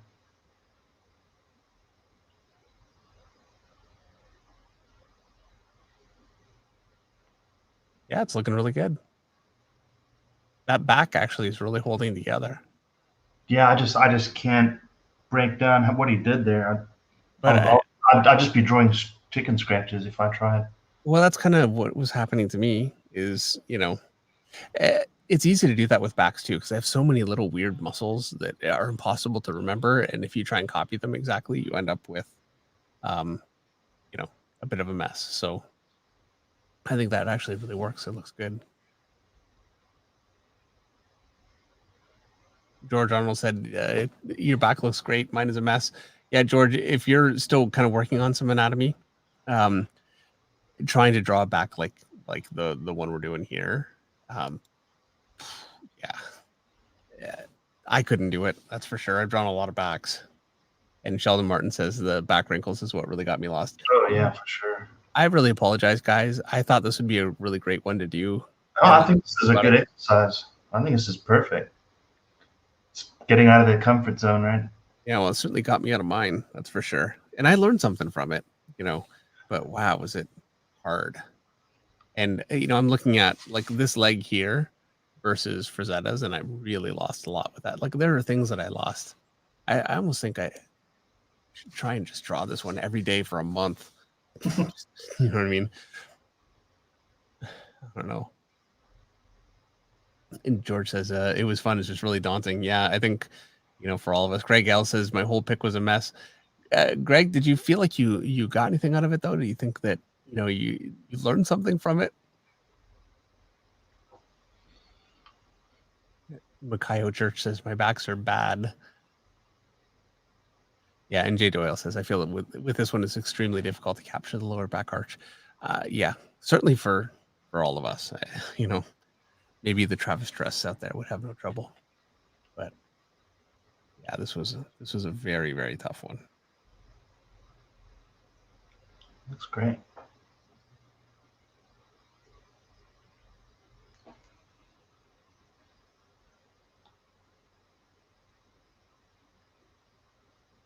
right. Well, time is getting late. I think. Yeah, that was a great stream, David. Yeah, thank you. Yeah, it was a lot of fun.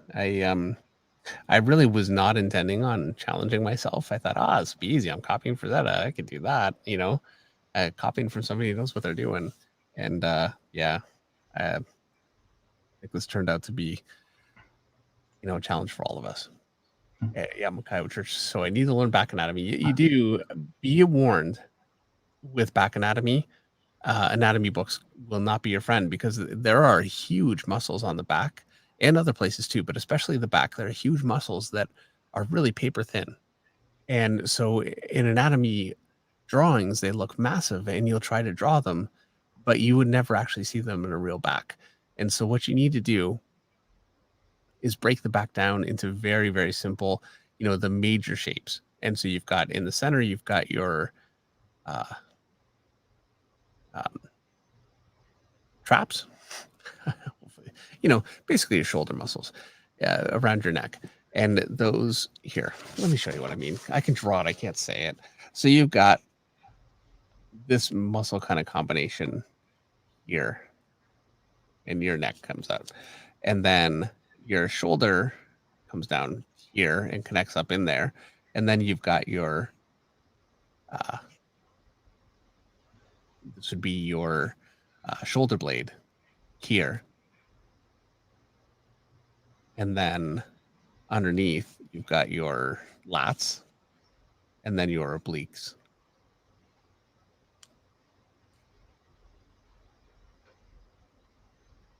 And too much detail beyond that will actually just start to mess with you. The rest of it is just finding cool ways to light it. For me, I tend to use, I've got some simple, lighting that I've done enough that I can just do it.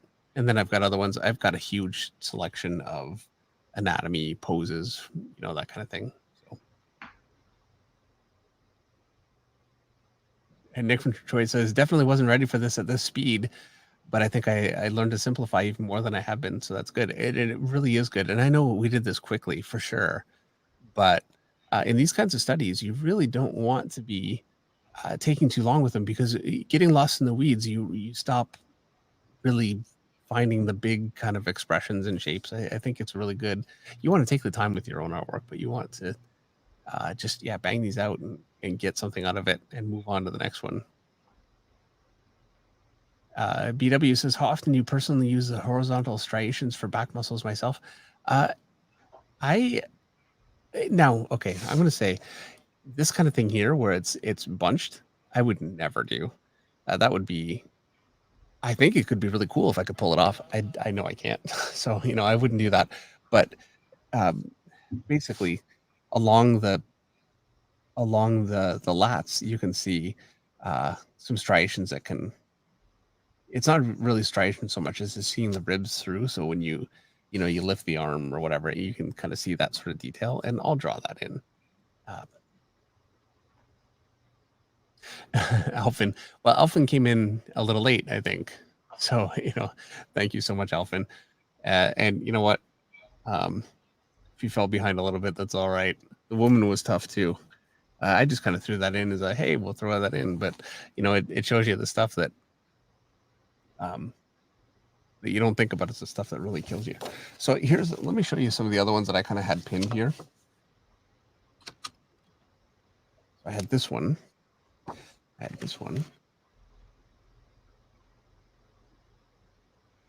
this whole page here. And there are some really great figures here. I will say that muscle right there, completely odd, like that is not a real muscle whatsoever. Yeah. But it looks cool, because he knows what he's doing so well. It still really works. I really like that arm. This is totally him posing, somebody's just taking a picture of him. We can tell it's just like kind of photographic of himself, Frazetta himself, but it looks great. And the way that arm shapes, it's because the arm is bent, this arm is really stretched, and so it comes out, kind of long and curved. Something I learned from looking at Frazetta. Let's see. Again, I've got these all marked because I'm trying to not show any nude figures, but some of these arms, like these guys here, they're not human, but I really like how he, like on the shoulder, it's lit downward, and there's a real plane change here, and he can really captured it. This is so small, I can't really see what here. Let me zoom.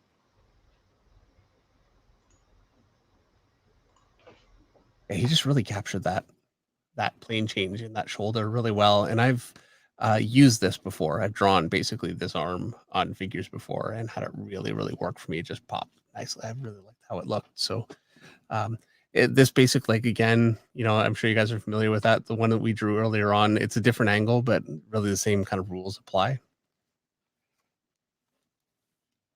And I think I had one more, no, two more. I was feeling pretty ambitious. So I had this figure here. It's very dark, but I really like how it's pulling a figure along the ground, and you can see the you know, strength coming from his neck down through his arms, and it's really creating like he's actually even angled in the shoulder, not popped it out, because he wanted it to all kind of work together and pull from here. So I just thought it was a very cool figure, and I like the lighting under the chest, the way that it really pulls up under the arm here. So wanted to do that one too. And what else? Oh yeah, last one. And that was this one here. I just, you know, relatively simple figures are fairly small, but I thought they were really strong. So, and I really love this arm. Totally copied that before too. So yeah, I thought we would get through more. Oh wait, one more. Oh, and some pretty classic stuff. That is such a, this one here is a really classic Frazetta piece. So yeah, you know, if we had days and days to do this, I wish we did. So yeah, you know, maybe we can do this again sometime, or pick a different artist. But yeah, a lot of fun. Yeah, for sure. Yeah, I would recommend art too is great. Yeah. What's that? I was just seeing everyone else working alongside and everything. It's really cool to see. Yes, yeah.